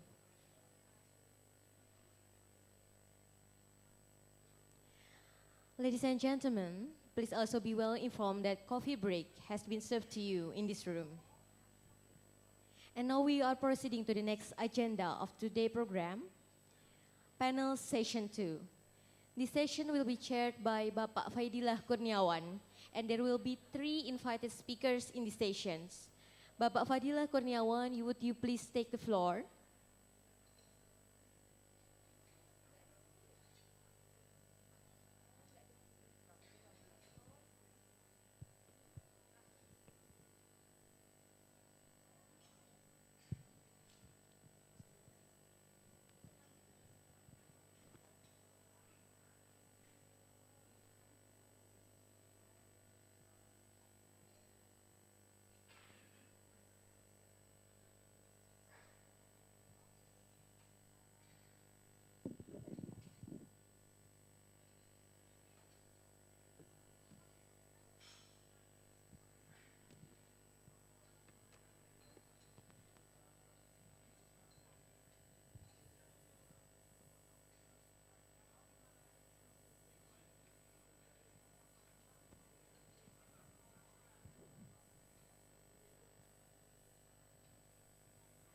Okay.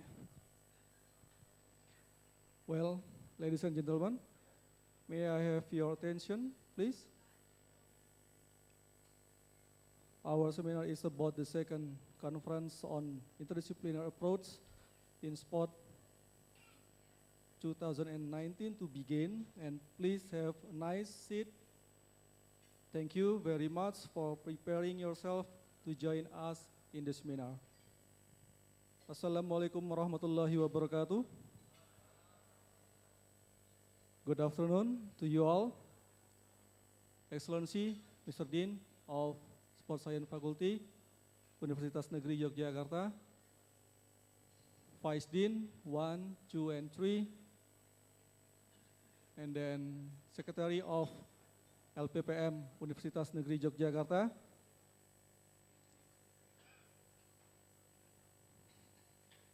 ladies and gentlemen, I am Faidillah Kurniawan, the moderator of today's seminar. I'm very pleased to see you here and welcome all of you today. This seminar is conducted by Sport Coaching Department and supported by Universitas Negeri Yogyakarta.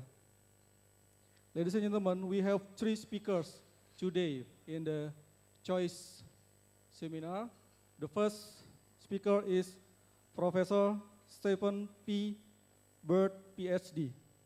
Welcome for Professor Stephen P. Bird's PhD. Join me in here. He's come from University of Wollongong, Australia, Program Director of Strength and Conditioning in Faculty of Science, Medicine and Health, and many awards for he got on 20 years. especially for strength and conditioning. And then the second speaker is Associate Professor Jason Kai Wei Lee. Okay. He's come from National University of Singapore. He's Research Associate Professor, Human Performance and Applied Physiology Laboratory. And then many awareness he got on 16 years, especially focus on applied physiology. That's right. Okay. And then the last speaker is Dr. Muhammad Ikhwan Zain SPKO. He's come from Universitas Negeri Yogyakarta. He's on medical doctor, on government officer, and he's focused on sport injuries. Many awareness he got on 14 years, especially focused on sport injuries. Okay, before the presentation begins, let's know the regulation, how the presentation will be going on. Firstly, I'd like to give the times to all of speakers to present the material for about 20 minutes. Not less for 30. Okay. And now, allow me for the first to welcome the speaker, Excellency, Professor Stephen P. Birch, PhD. Time is yours.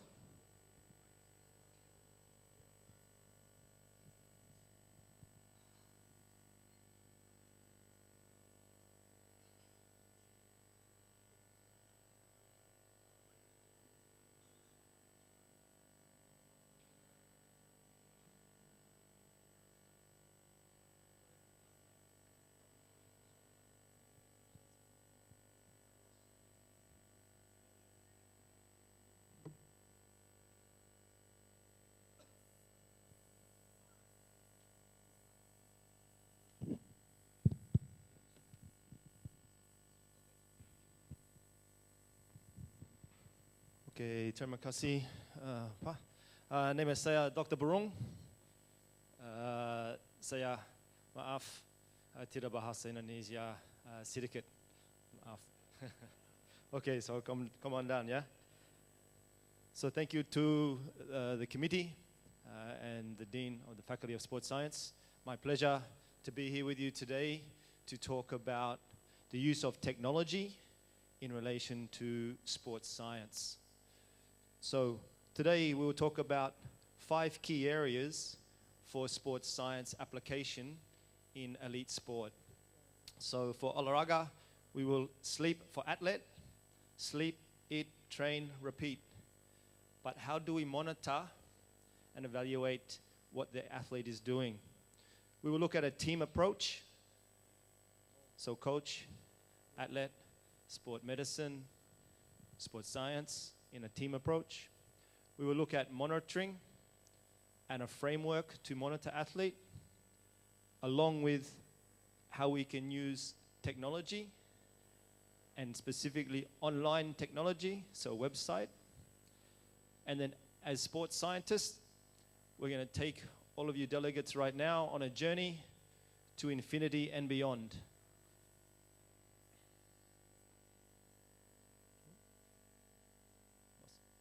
Okay, next slide, yeah.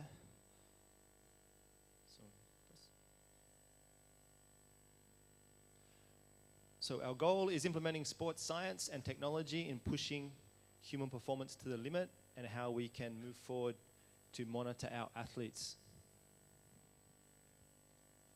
So if we look at the day in the life of an athlete, sleep, eat, train, repeat.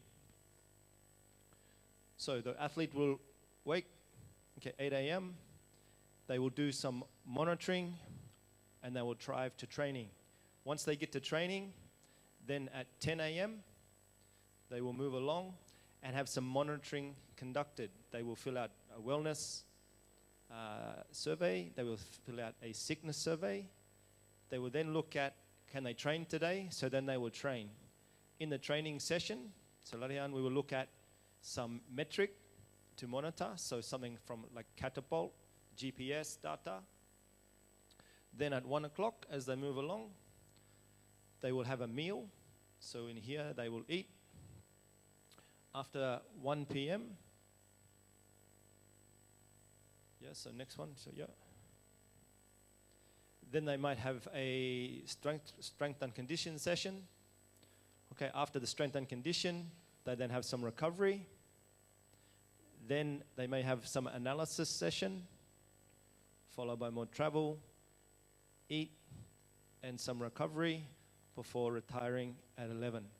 So throughout all of this process, as sports scientists, we look to monitor and evaluate our athletes. So today we want to look at the use of technology. How can we use technology to help monitor our athletes? What technology can we use, and what data can we gain from that particular technology? So the first thing we need to do is have a framework. We need a framework to look at how we can employ the metrics from our data analysis. So today we're going to touch briefly on 5 different technologies which are online. So how we can use the online world to help us with monitoring our athlete. The first one we're going to look at is GPS catapult data. So you just want to grab a GPS unit that's just there in front of you, yeah? So you can be my model. So if you look at the size of a GPS unit, it's very tiny, all right? And that will be positioned, that will be positioned on the back, thank you, of your athlete. So the GPS unit, if you've not seen one, okay, it gets positioned on the back as they wear their bib.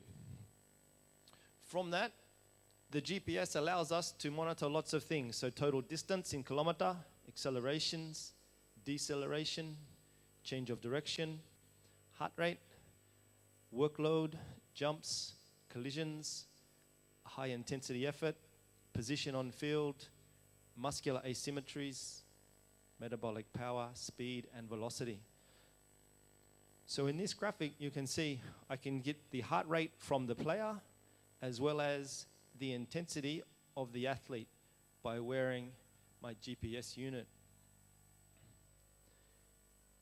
That is a video clip if you want to play that, yeah. So GPS technology has been used extensively in collegiate sport in the United States of America. They use it repeatedly to determine velocity of an athlete running, total distance, number of impacts, as well as the stress that is on the player's body from the physical activity.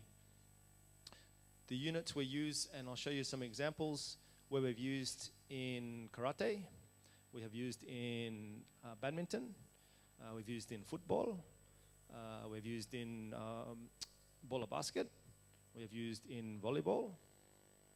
So this particular clip will show you how we can use the metrics from a GPS unit.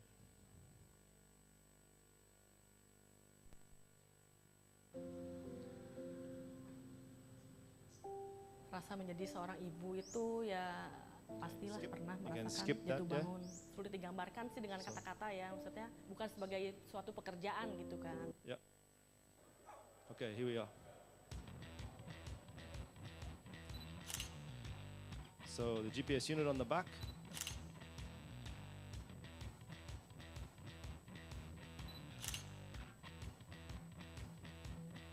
Catapult system is a system that the players wear either in a t-shirt or directly on their shoulder pads when we're in the season or when we're in a game. And it just provides us with tremendous amount of data that helps us to make performance decisions, even helps us to make some medical decisions. So total distance, velocities, explosive, speed, and workload.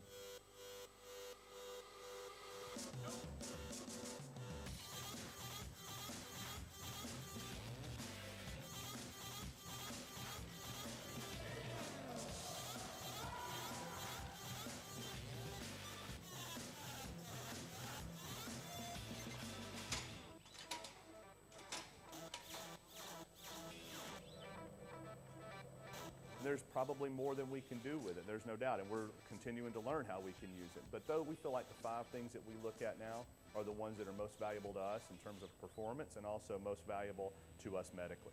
A great case was Kenyon Drake. When we started him back on his rehab process after his ankle injury and just being able. So back to the slide. So with the GPS unit, we can collect all of those metrics to help us monitor and manage our athletes to ensure peak performance.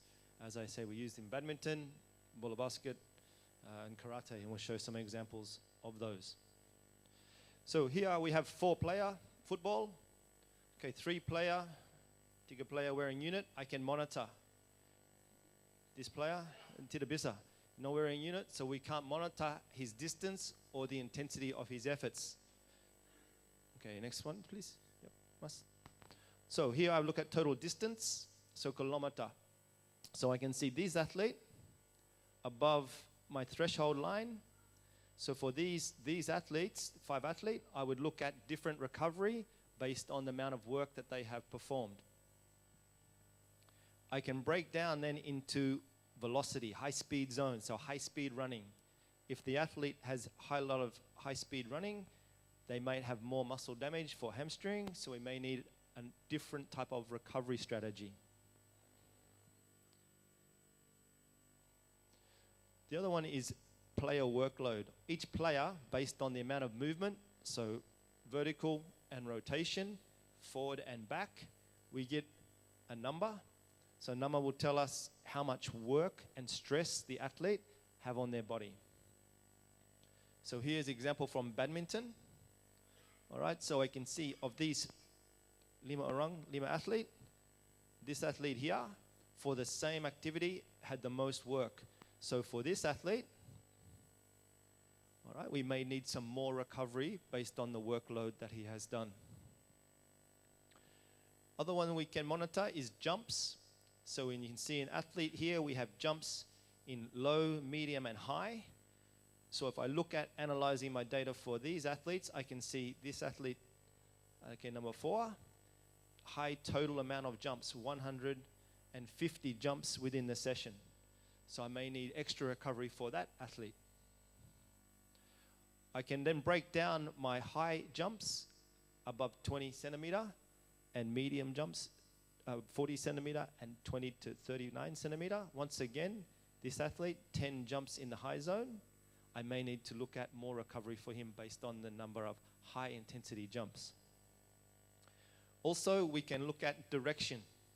Does the athlete move one direction all the time? So in this instance, you can see that towards the right, okay, on the right leg, on the right hand lunge, that is a repeated movement pattern, which may result in a muscle imbalance. So we can look at treatment for that particular area.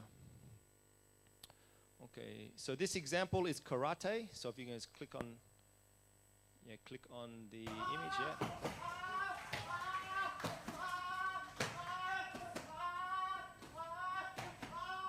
So getting a readout of intensitas as they do the activity.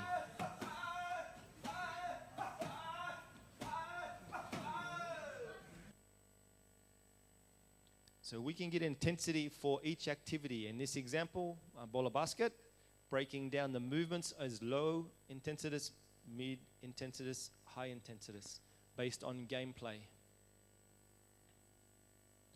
Okay, next one I want to look at is velocity-based training. How can we determine velocity-based when we have an exercise bout? So in the gym, we use velocity-based training from a program called Gym Aware. Okay, yep. So we click on, go back. Okay, kembali. Yep. So that should be website. This one, click. So for velocity-based training with explosive sport athletes, we need them to be moving the bar in latihan fast, yeah, fast as possible. So we can use this device to help us determine the speed at which the bar moves. And we want the bar to be explosive, athlete to be explosive.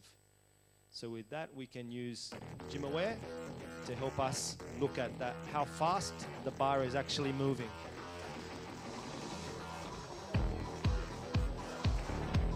So velocity-based training.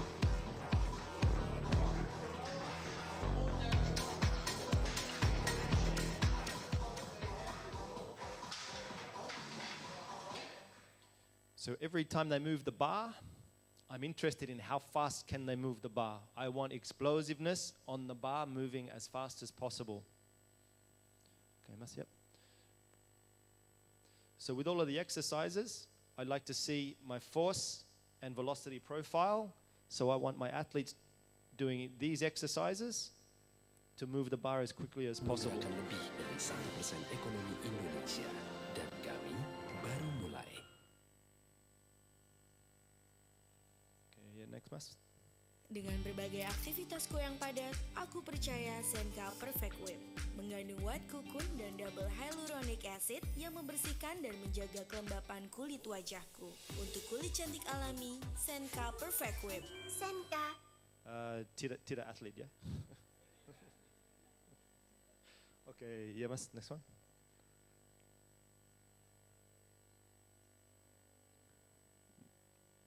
Yeah.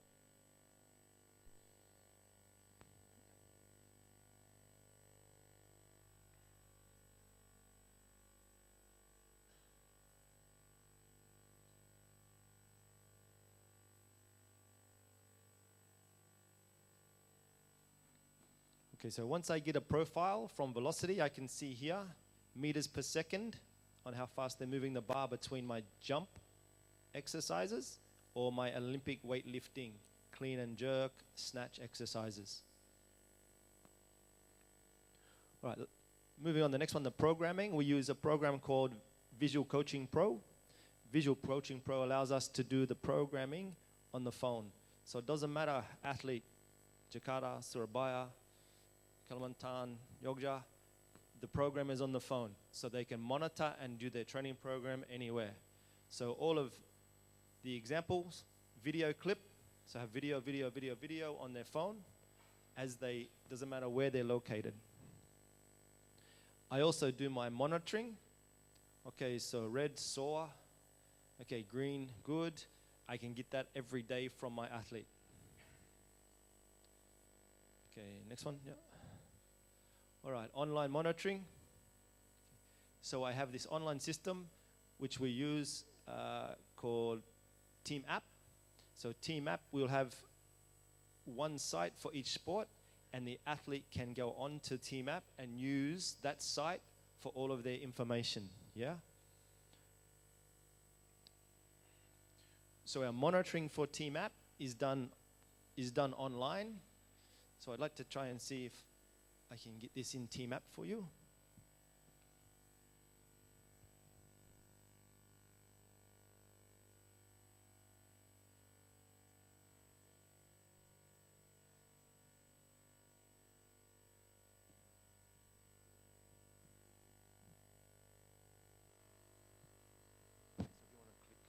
So here we have a Team App. If you want to click on badminton, yeah, PBSI. So all of our information is located on Team App. So if you click on news, so all of my communication with my athletes is done through Team App. So I can have news here for the athletes with the jumps, okay. I have information on sleep, information on foam roller. So yesterday we did recovery on foam roller. Here's information for athlete. Okay, if you want to go now to a survey Harian, yeah.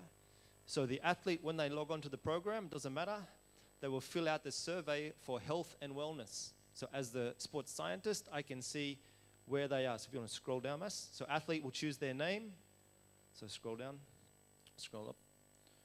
They will choose their name, okay. Then they will complete the question, tick a box. Okay, so soreness, upper body, stress, mood, tick, tick, tick. Submit, straight to the coach. So coach will now know the wellness of the athlete before they get to get to latihan, yeah, before they get to training. Okay, back to slides.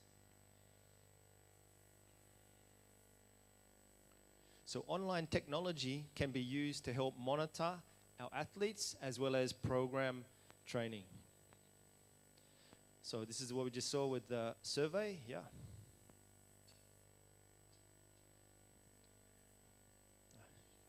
Okay, next on the slides. Terima kasih. Yeah, slide. Because when we use that information, so this is athlete from Olympic Rio, so we can see each day they're starting to get a little bit worse. So the percentage is wellness. How fresh do they feel? So over the course of training, come down, down, down.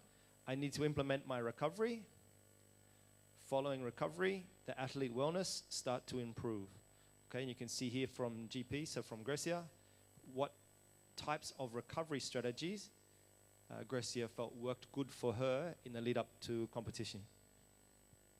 We then do daily report for the coach, saying where is the athlete in relation to where they were yesterday and the day before. So then we can see if the athlete is stable. If athlete's stable, okay, bagus sekali, full training load. If they can do full training load, no problem. 77%, bagus. Okay, next. Okay, so what we've touched on here is just current trends using online technology and technology for sport and sports science. We looked at the athlete training schedule, a team approach with coach, medical team, athlete, sports scientists, monitoring, use of online technology, and to infinity and beyond. When we implement sports science and technology, our goal is to maximize what we can do with the athlete in the shortest possible time. So when we look at employing our technology, we all have one goal as a coach. And that goal for us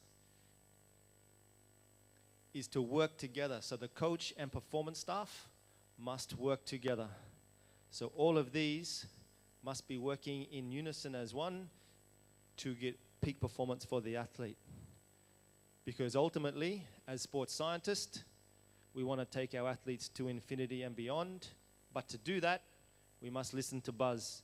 The important thing is that we all stick together as medical athlete coach. Okay, terima kasih.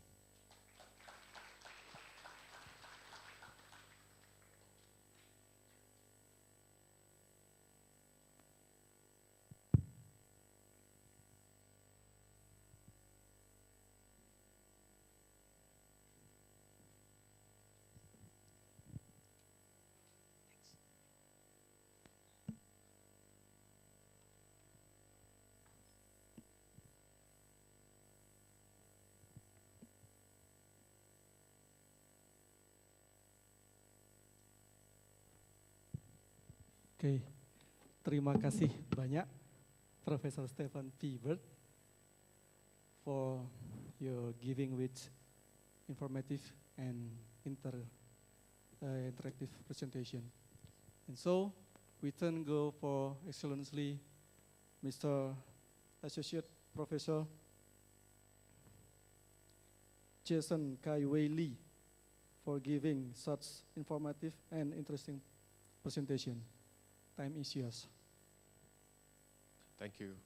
Yeah, you can put my slides up. Selamat siang. Thanks so much again. Earlier this month, I was in Bali, and also it's good again to be back here again. Within a month, so good to see everyone again. I think I saw some familiar faces. Okay, my talk will be slightly different. I'll be focusing on the heat. Usually, this topic is very popular in this season because in a year's time we'll be experiencing not one of the hottest, but it will be the warmest Olympics. There will be Tokyo 2020. There will be two parts to my talk. As often, the system often fails when you are about to start. I'll talk about the demands. I'll use marathon as the context, but a lot of my description can also be applied to endurance sports. If for running example, it will be 10 kilometers and above. But I'll use marathon as the context.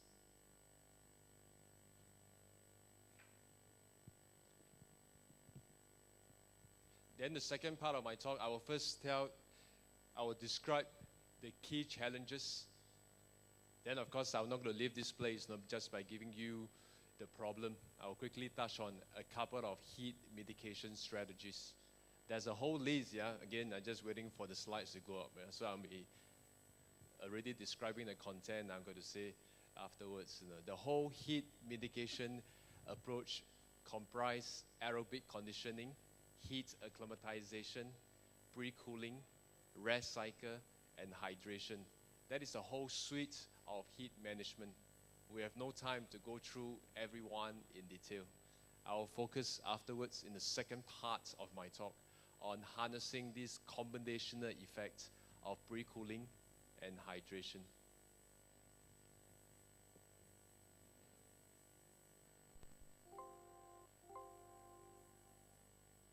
Okay, this is the overview. Can I control my slides?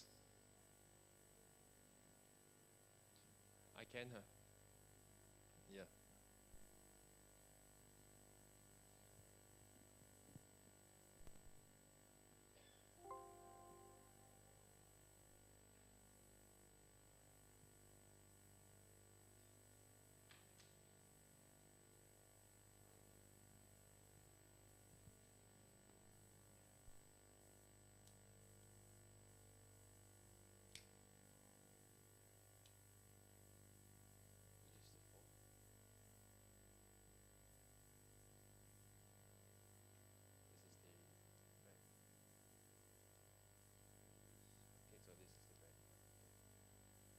Okay, here we go. I'll start on this side. Yeah. So the first part will be the demands. There are three parts. Again, I have no time, so I will focus on the heat stress and the hydration part.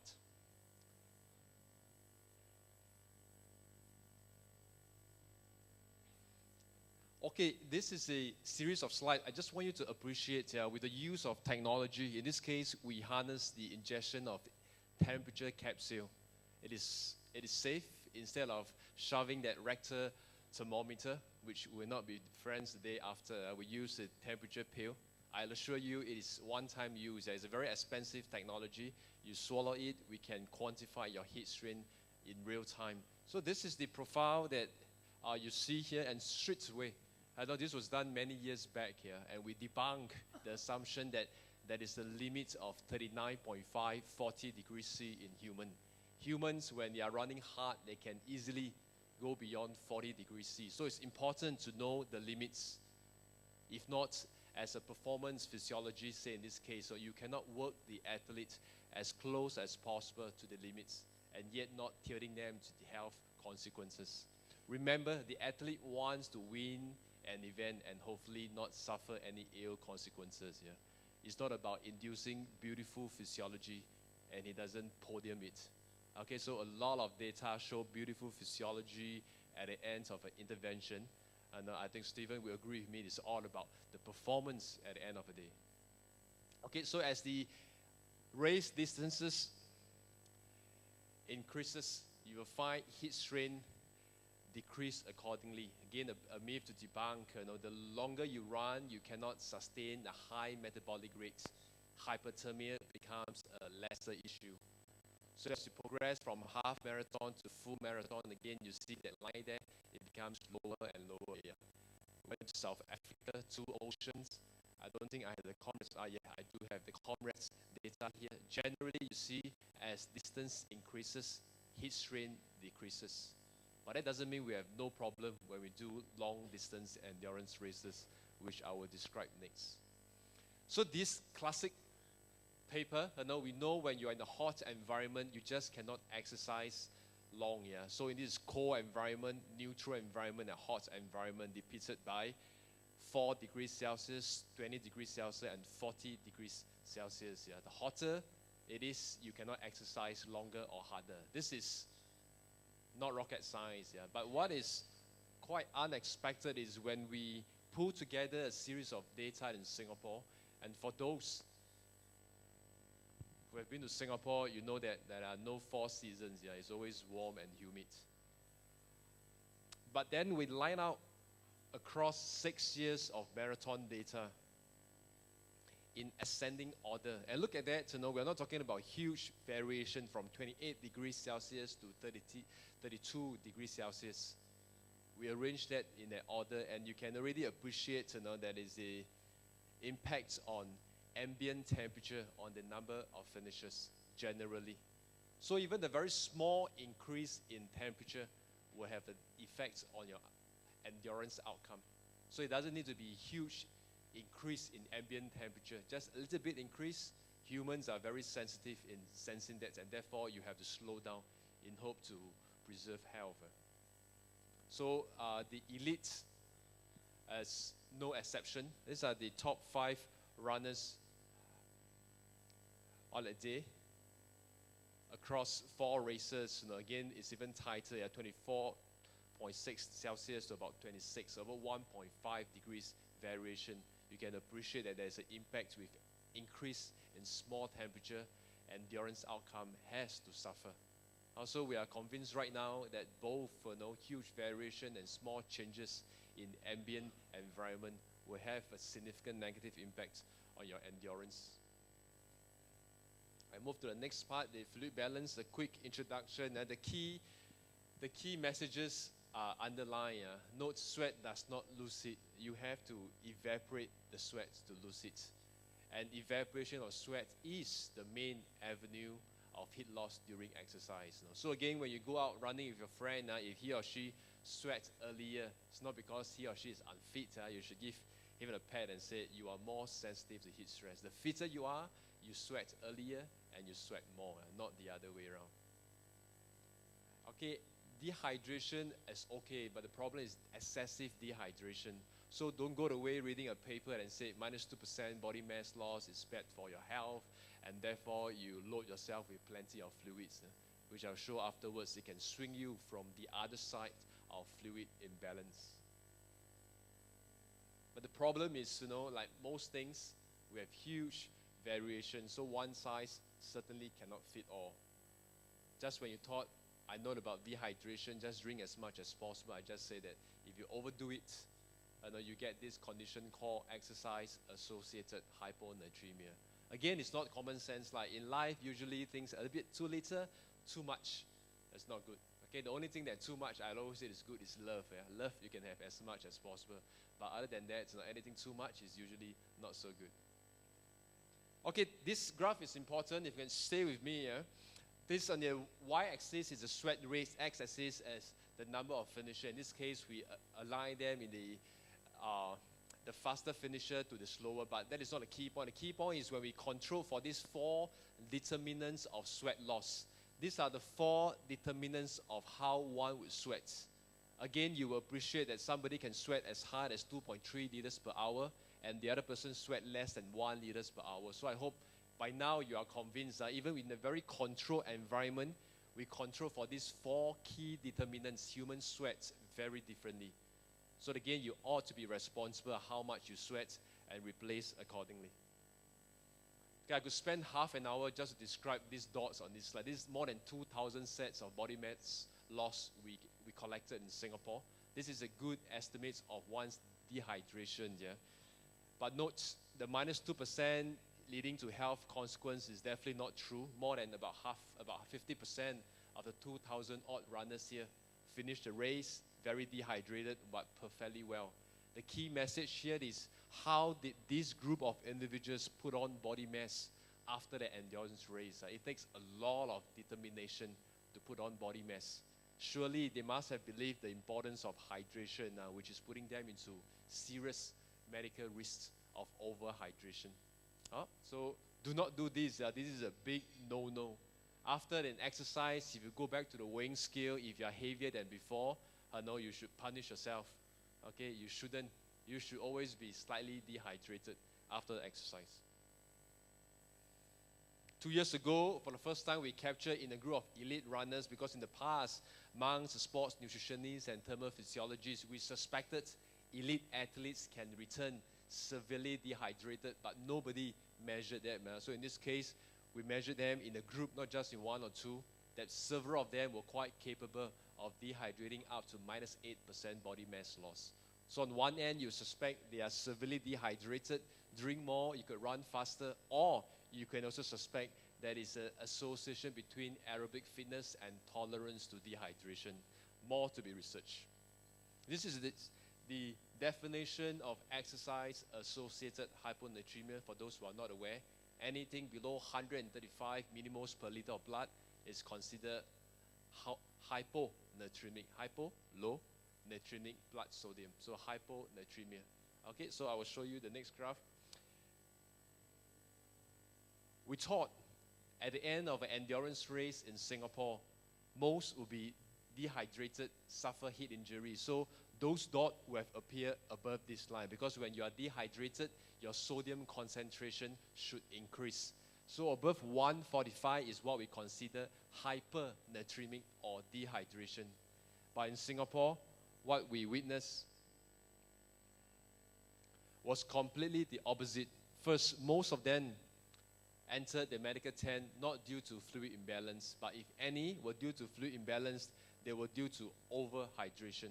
So be careful. While you are exercising in a hot environment, it is true that you sweat more. It is true that you get more dehydrated. But your behavior response to that physiological need at times can be more powerful. Because you don't want to be dehydrated, you drink more than what you should, and you swing yourself from one end to the other end. In this case, exercise-associated hyponatremia due to overhydration. So be careful, yeah? This can lead to death. Okay, if you finish a race, if you wear a ring, the ring is a bit tight, you feel that some tightness, that's a sign that they are overhydrating. If the excess fluids get to your brain, your scalp is fixed, compression will occur, nerves will be compressed, and you will pass on in worst case. Yeah. So don't mess around with water intoxication. Today, it's very difficult to find somebody die in an endurance race dehydrated. It's more common to find somebody die due to overhydration. So be very careful. Okay, we might joke and say, wow, Jason, we are sensible enough, but this report here shows this lady called Jennifer Strange, she played a game, said hold your Wii, W-E-E, for that Nintendo Wii. The longer you can hold, you'll win the prize, So she held every 15 minutes, and aliquot was given. So she held the longest, she was awarded the prize. Next day in the evening, she was found, dead on the bed, because of water intoxication. So be very careful. We might joke and say, this is so not sensible, but in a lot of endurance races, we were indirectly playing this game by asking the runners to drink as much as possible. Okay, so very quickly, the first part, know that more local data, whether the behavior response in Singapore can be replicated in Indonesia, we don't know, because Singaporeans are definitely more kiasu. I'm not sure whether you heard about this talk. Than you Indonesians. And when you tell a Singaporeans 1 cup is good, they will say 2 cups better, 3 cups lagi best, So they keep on drinking more and more. So that's a very bad behavior from Singaporeans. Do not follow them. Incidence of exertional heat stroke, I just said, generally decreases with endurance races. We need to debunk some of this misconception in hydration that should fluid loss during exercise be fully replaced? No drinking to match sweat losses can prevent heat injury. These are all myths. Some of them appear in textbook that it's time to debunk. It's really non-evidence based. But surprise, surprise, most we thought that dehydration is the main culprit. Be careful. Overhydration seems to be more prevalent than dehydration in endurance races. Okay, I've rushed through the first part. If I have time, 5 minutes, I'll go through my final part. I say the problem. Hopefully I don't leave this place getting you confused and worried. I'll give you 1 or 2 solutions. So this is a key graph for this morning for my talk. You can forget about everything. Pay attention to this slide here. This is the control graph. Everybody has this tolerance, and this dictates your ability to work in a hot environment. What you want to do is to reduce, attenuate, and extend. Because if you do so, the y-axis will be expanded. Once your tolerance is extended, then the x-axis, your work tolerance, will be enhanced accordingly. So remember, a good heat mitigation must do one, if not two, if not three of this part here. If somebody comes to you and say, this substance X work, question him on her, how does it work? If it cannot be explained, unlikely it is true. So these are some of the heat mitigation strategies. I will just focus on combining this pre-cooling and hydration using ice slurry as an example. So a lot of focus has been on fluid replacement in terms of the amount, but there's scope to manipulate the specific heat in this case. So basically, we are using the principle of hydration where you can cause an attenuation during exercise, and the principle of pre-cooling. It's more physics than physiology. You cause a heat depth, and the heat depth will persist during exercise. Combine these two, you get pre-cooling. How we do it? We can use the ingestion of ice slushy. So here we are focusing on ingesting ice slurry. This is a first experiment we did back in Loughborough, that we caused a reduction in core temperature, and then the subjects were able to last a bit longer when they are cycling to exhaustion. So basically, it's a very simple mechanism. Yeah, we know everyone has a limit. We want to start as low as possible so that it can last as long as possible. As simple as that. Also, the outcome was good. Then in preparation, for Beijing Olympics, the Australians at AIS, led by Professor Louis Bird, did this ice slurry experiment and found that in addition to cold water, if you make it to ice slushy, it can further reduce the resting temperature. And in this case, they show exactly what they hypothesized. So this was first done in Australia. We verified the study in a field study, in this case using a 10 kilometers outdoor race. And we found 12 of the 13 runners who were able to first reduce temperature at the start and led to an enhanced outcome. If you are observant enough, you will realize something here. Why did the core temperature become higher during exercise? It was because in this model, it was an endurance performance assessment. We allowed the participants to run as hard as possible. So this higher core temperature wasn't due to the ice slurry per se. It was here, not here, because they felt cool and therefore they were able to produce more heat during exercise. So it's not ice slurry make them hot, ice slurry make them felt cool, and therefore they were able to push harder. So 12 of the 13 runners ran faster when ice slurry was ingested. Don't ask me the other guy, we interviewed him. We included him in our analysis because there was no reason to exclude him. He just simply told us, I just don't like ice slurry. Full stop, you can't force him, right? When you don't like something, ignore the mechanisms, it just doesn't work. It's important that you like the intervention. Okay, so I raced through my final slide. Hopefully I'm keeping within that 20 minutes that chairman instructed us. Yeah. That fluid volume required to induce positive benefits is often not achieved. Okay, so we can say that the elite marathoner, you can force them to drink more, that's one, but there's a question that maybe there's tolerance to dehydration when you're well trained. And finally, I just showed very quickly, ice slurry is just one of many potential practical strategies.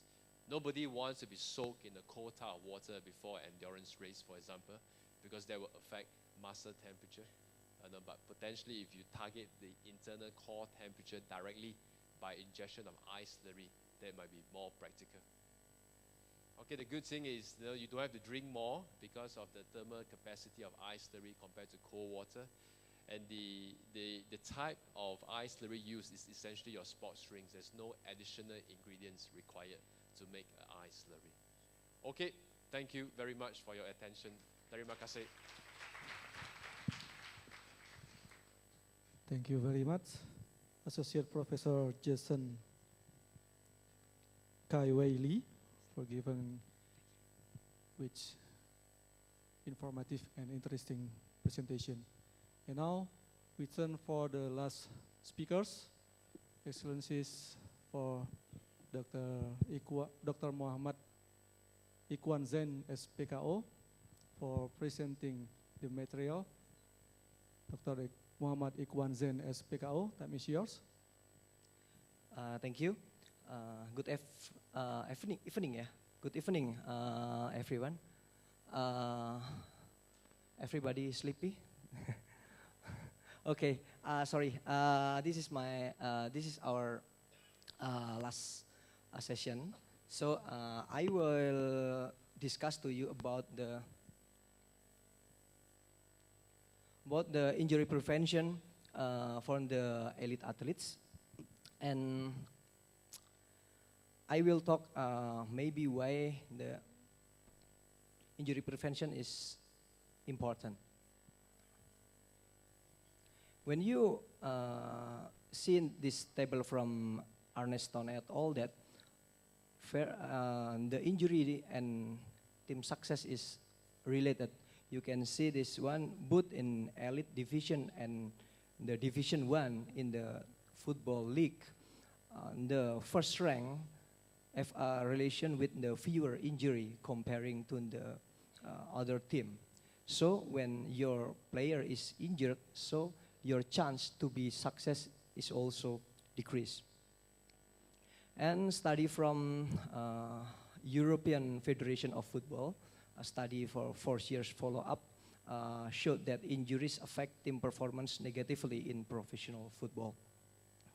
And Kazemi et al. Also showed that there is a strong relationship between the injury and the success. So when your athlete is injured, that's sure that your chance to get a medal also will decrease. And why it is important? You can see that when you get the previous injury, this is the risk factor to get the new injury. We can see that the people or athlete with the previous hamstring strain, it's significantly different for the new muscle strain comparing to no previous hamstring injury. You can also in the groin strain and also in ankle and also in the knee.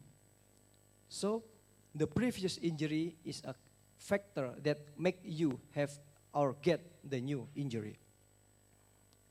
And study from the NBA about the knee injury that athlete get the ACL reconstruction, ACL ligament reconstruction, study from the 1,144 population, you can see that 44%, almost 50% decrease the performance. The meta-analysis also showed that 63% return to pre-injury level sports. So 40% not get the pre-injury level of sports. And you can see that after ACL reconstruction, the athlete that can return to any sport rate is higher, but when you see the pre-injury level rate, that is very, very decreasing. Yeah, the risk of injury is multifactorial. That is training schedule, competition, other factor. For example, type of sport, general health, age, and etc. And also training response, fatigue and stress, and also the previous injury that I already told. So what is the effective injury prevention program? Friend et al. With the 155 studies showed that when we develop the injury prevention program, it can be divided by four of aspect. Sorry. First is the athlete aspect, and the regulation aspect, and the equipment aspect, and environmental aspect. For the athlete, the improving physical fitness, especially improving the strength, the balance, and agility is a good effective program. Technical correction, example for landing, falling, and etc. And also physiological, cognitive skill, and education.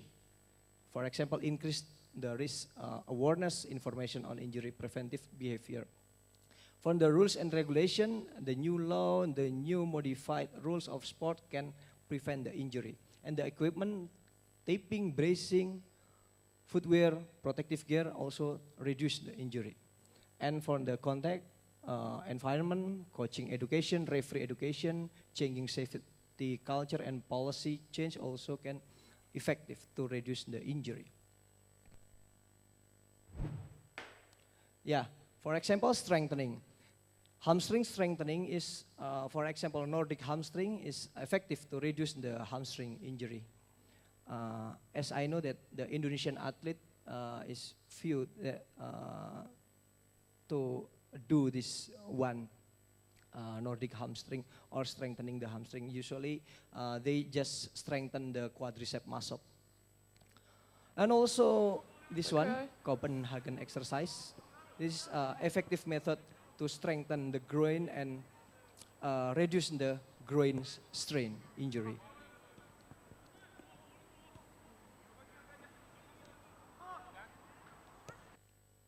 And a lot of injury prevention program, for example, the FIFA 11 Plus for the football and KIPP, knee injury prevention program, Harmony in the military, and PEP in the basket, performance enhanced program works to reduce the injury.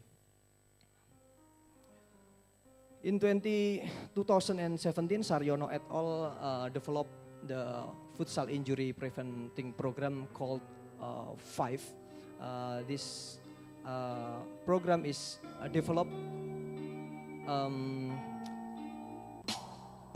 focusing on strengthening balance and the agility. And almost of injury prevention program it's work. Study in the Swiss that countrywide campaign to prevent soccer injury in Swiss amateur player using FIFA 11 Plus with the total 5,549 coaches for amateur player were instructed to perform FIFA 11 Plus training can lower the incidence of match and training injuries. And education is the key factor to the athlete. And technique correction on landing, falling, and etc. is also the key point that technical false technique, for example, in this position, in valgus position, can increase the risk of injury. I tried to make a small research in conditioning lab of University Faculty of Sport Science, Universitas Negeri Yogyakarta. That I just try randomly that athlete to drop box jump, and we can see that a lot of the student athlete have a false landing. This is a valgus position that increasing the injury risk of knee. Just random subject, and almost of the female athlete have a false landing technique. This one, valgus X. This is very, very dangerous on the knee. Only 1% that have a good landing technique. Maybe they learn how to jump from the highest jump technique, but maybe they forget how to manage the landing position. And the last is recovery. Recovery is important point to prevent the injury.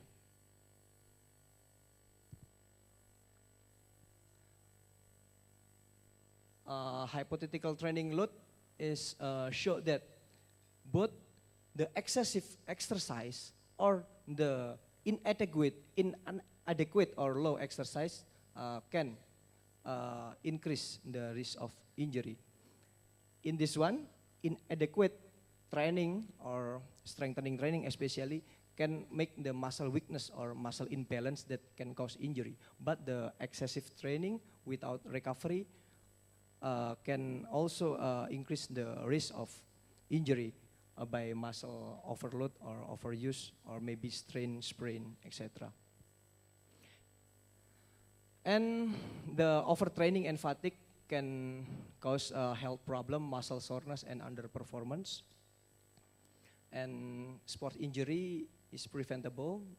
Sorry, this slide is still in Bahasa.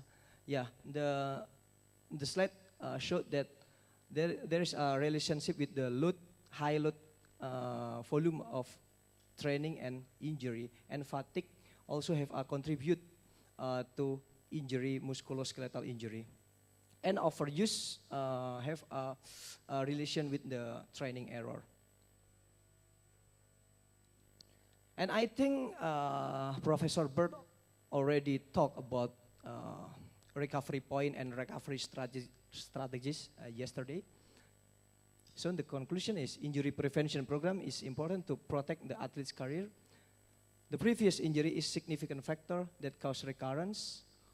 All component, athlete, coaches, parent, environment, etc. must be involved in the program and improving neuromuscular fitness, especially strength, balance, proprioceptive, and agility have a significant effect in injury prevention. Thank you very much. Thank you for Dr. Muhammad Ikhwan Zain as PKO for giving which informative and interesting presentation. And ladies and gentlemen, now we invite you for question to all the speaker. And if you want to question something, you can raise your hand and mention your name. Okay? 1, 2, and 3. Enough. Just 1, 2, 3. Plus for 4. Okay, yep, 4. It's okay.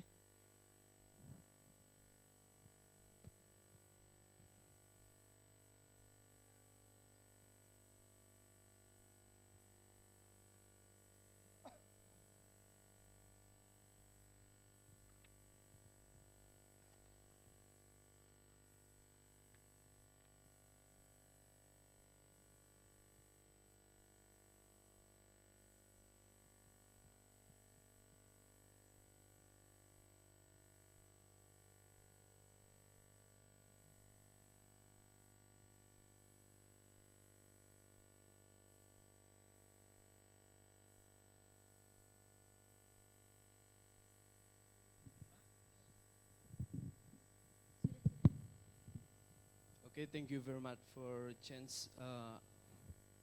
I have a question for Professor Stephen Bieber, PhD. We know that for the monitoring of physical fitness or performance athletes, there are already some type of instrument such as myotest or smartwatch and etc. And so what is the particularity of using GPS instead of the previous instrument, what I say like that before? Okay, I think that's my question. Thank you.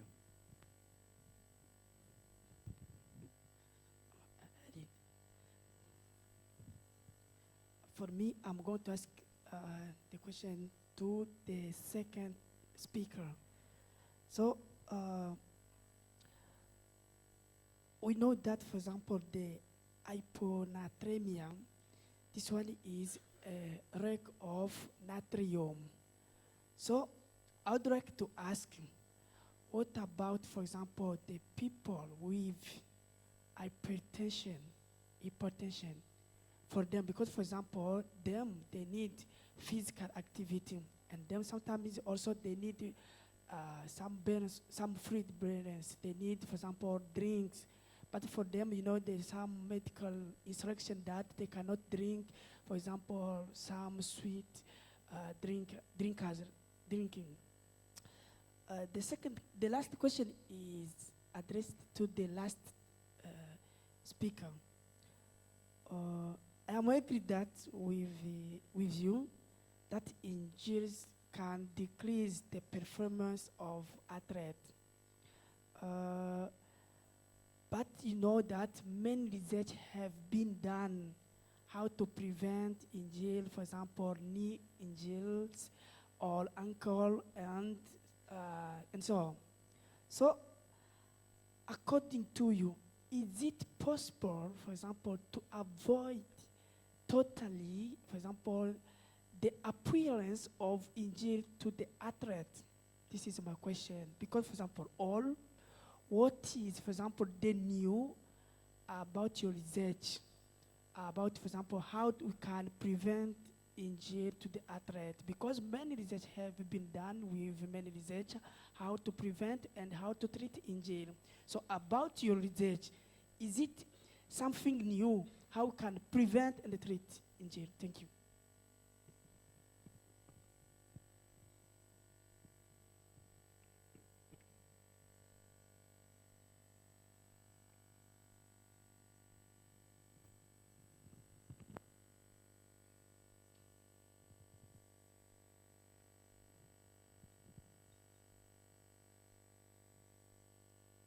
Third question.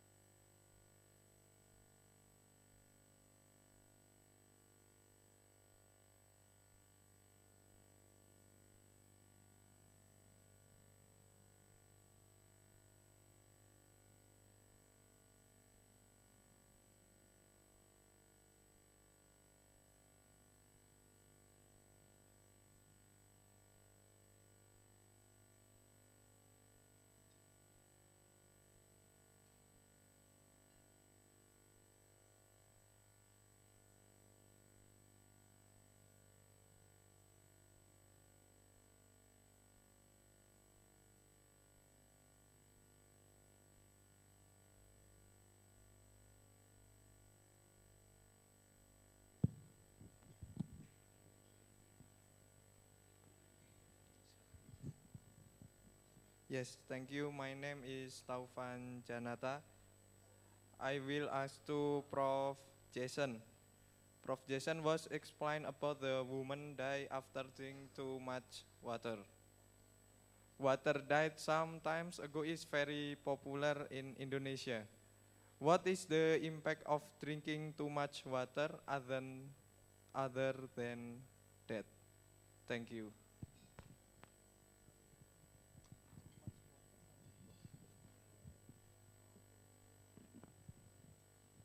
Sorry, can you clearly about your question? Impact too much water?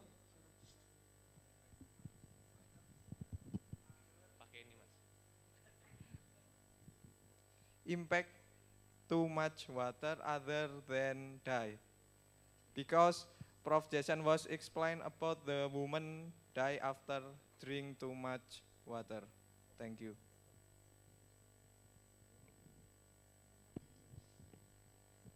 Okay, the last question.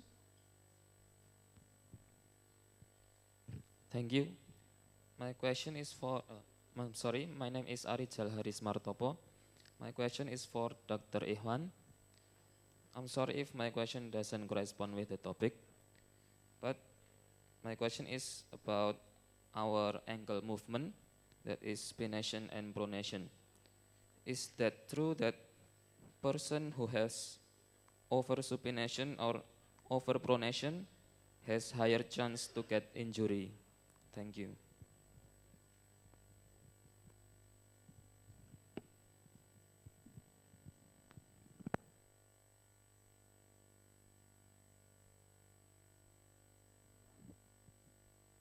I look it for one person who's raised hand. Yep.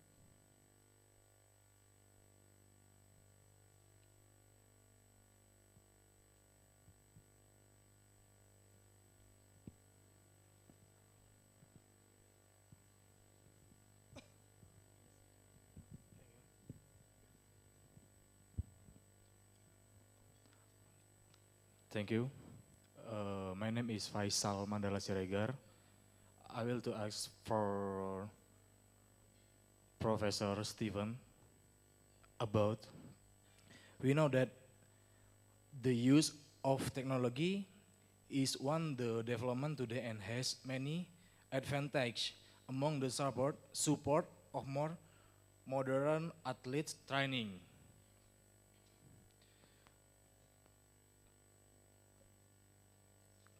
Does technology implementation have a radiation effect on athlete healthy in the long run if the user continues?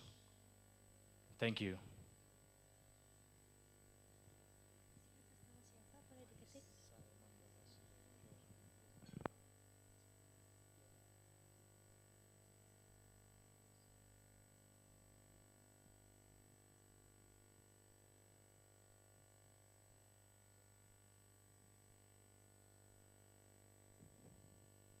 Okay. Actually, we just need 3 questions, but here we have 6 questions, and one speaker get 2 questions. And maybe very clearly for Professor Stephen, for Associate Professor Jason, and then Dr. Zain, and maybe you can answer this question for clearly now.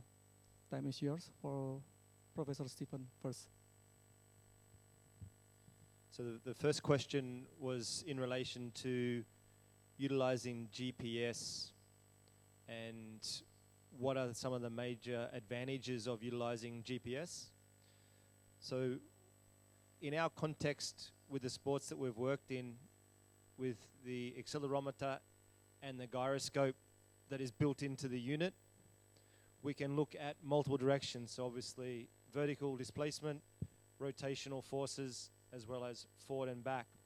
Some of the metrics that we can get from that specifically are around high-speed running meters. So we can look at a specific speed zone. So anything for us potentially above 24 kilometers an hour would be considered a high-speed zone velocity. And we can look at calculating for a football team which athletes have accumulated more than 200 meters at that high-end speed velocity zone. Therefore, we can target their recovery specifically related to potentially, more damage for hamstrings, more damage for lower back, more damage for lower body because of the braking forces at those speeds. So that is one metric that we can pull out of utilizing GPS, which is very useful for field-based sports. In a court sport setting, such as ball or basket, we are really interested in the number of jumps and the eccentric loading that happens on the lower body. So we can look at zones from less than 20 centimeters in height, 20 to 40 centimeters in height, and then jumps above 40 centimeters in height. We can select different jump zones to look at jump accumulation forces on the body. So there's 2 examples, one on a field sport where we can look at high-speed top-end running distance, and a court sport where we can look at accumulated effect of eccentric loading through jumps. Yep, I have 2. The first question pertaining to hyponatremia in hypertensive patients. Notes the main cause of hyponatremia is still over-drinking. So it's a dilutional model, not depletional.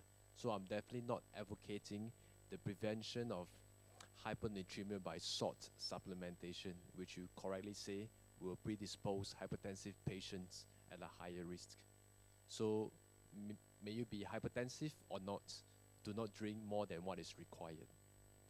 The second question is pertaining to before you die of getting hyponatremic, what happens? I think one clear thing is before you die of anything, you will slow down, right? And therefore the performance will be compromised.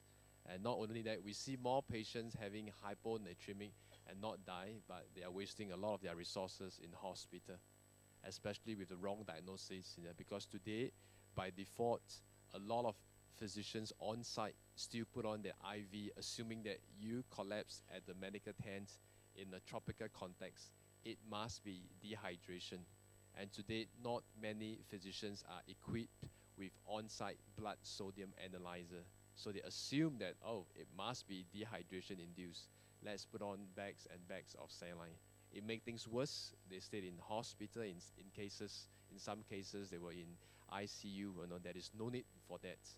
Diagnose first, if it's hyponatremic, do not infuse your normal isotonic saline, and the person will recover if you don't overdrink. It's only when it's severe cases, when there are symptoms.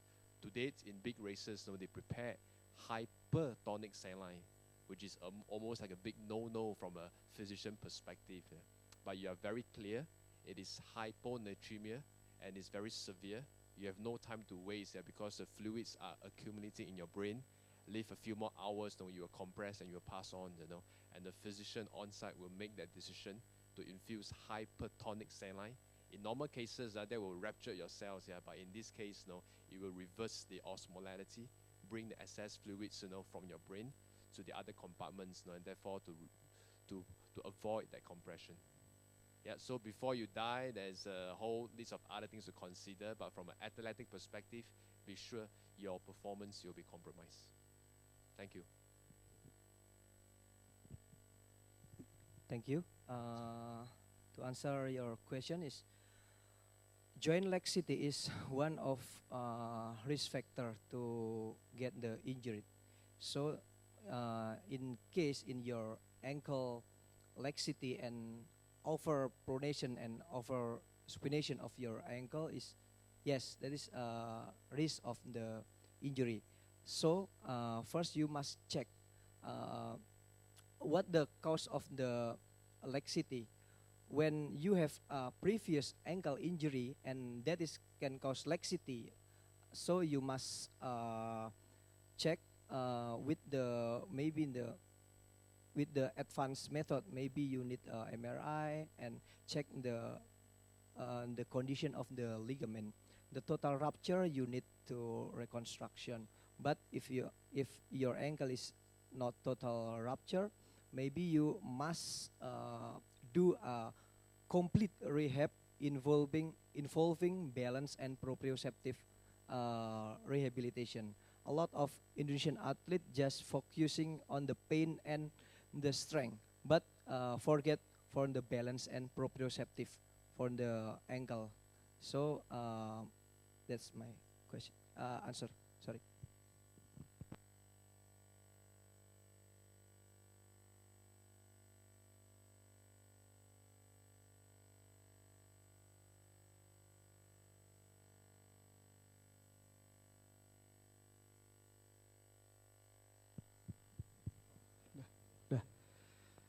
Okay, very clear for all questioner. Clearly, okay? Okay, thank you very much for all speakers, and give all speakers, our speaker is a very big applause, please.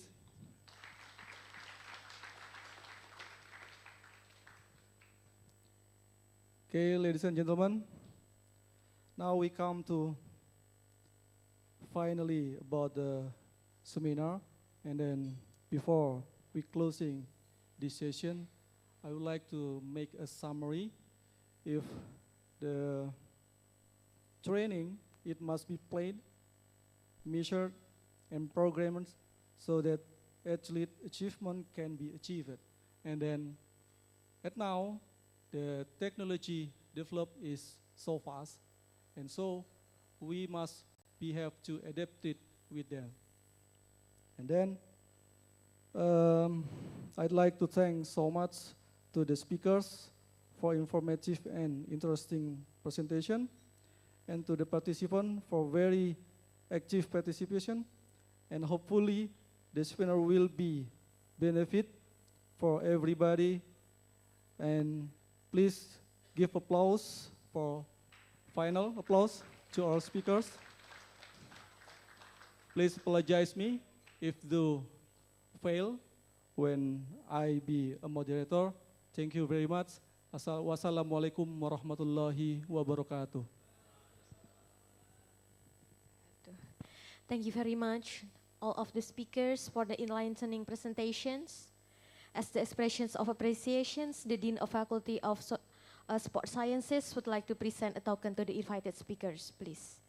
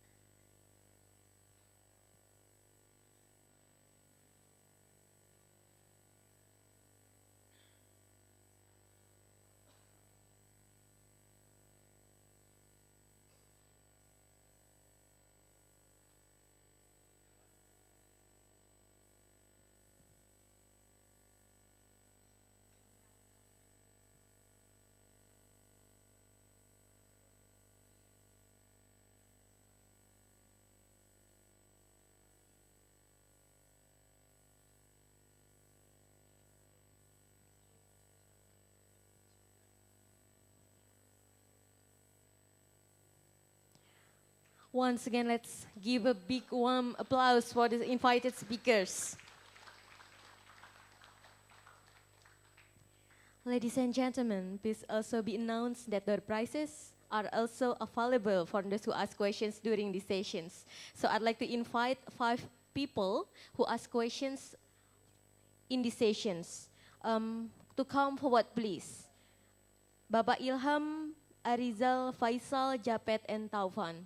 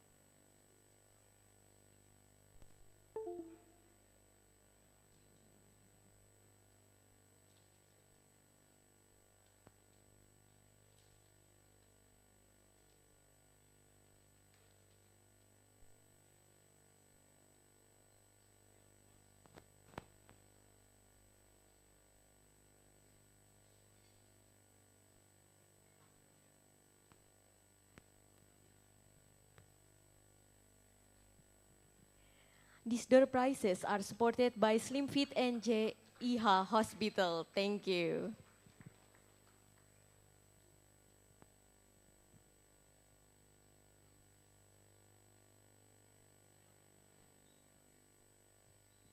Distinguished guests, ladies and gentlemen, as we have been through 2 panel sessions of this day, this is the end of our program today. Thank you so much for your kind participations. Wassalamualaikum warahmatullahi wabarakatuh.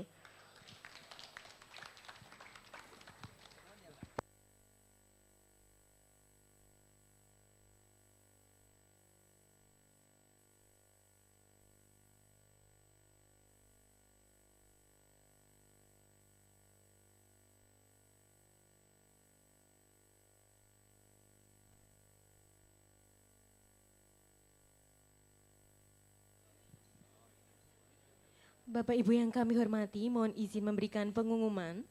Ada 3 participants yang sudah berbicara dan menemui Dr. Walapa tentang untuk studi PhD di Sustainable Development di Taksin University Thailand. Untuk itu silakan menemui Dr. Tawesak, the Director of the program. For those 3 participants who had talked with Dr. Walapa about studying PhD in Sustainable Development in Taksin University Thailand, please meet with Dr. Tawesak, the Director of the program. Thank you.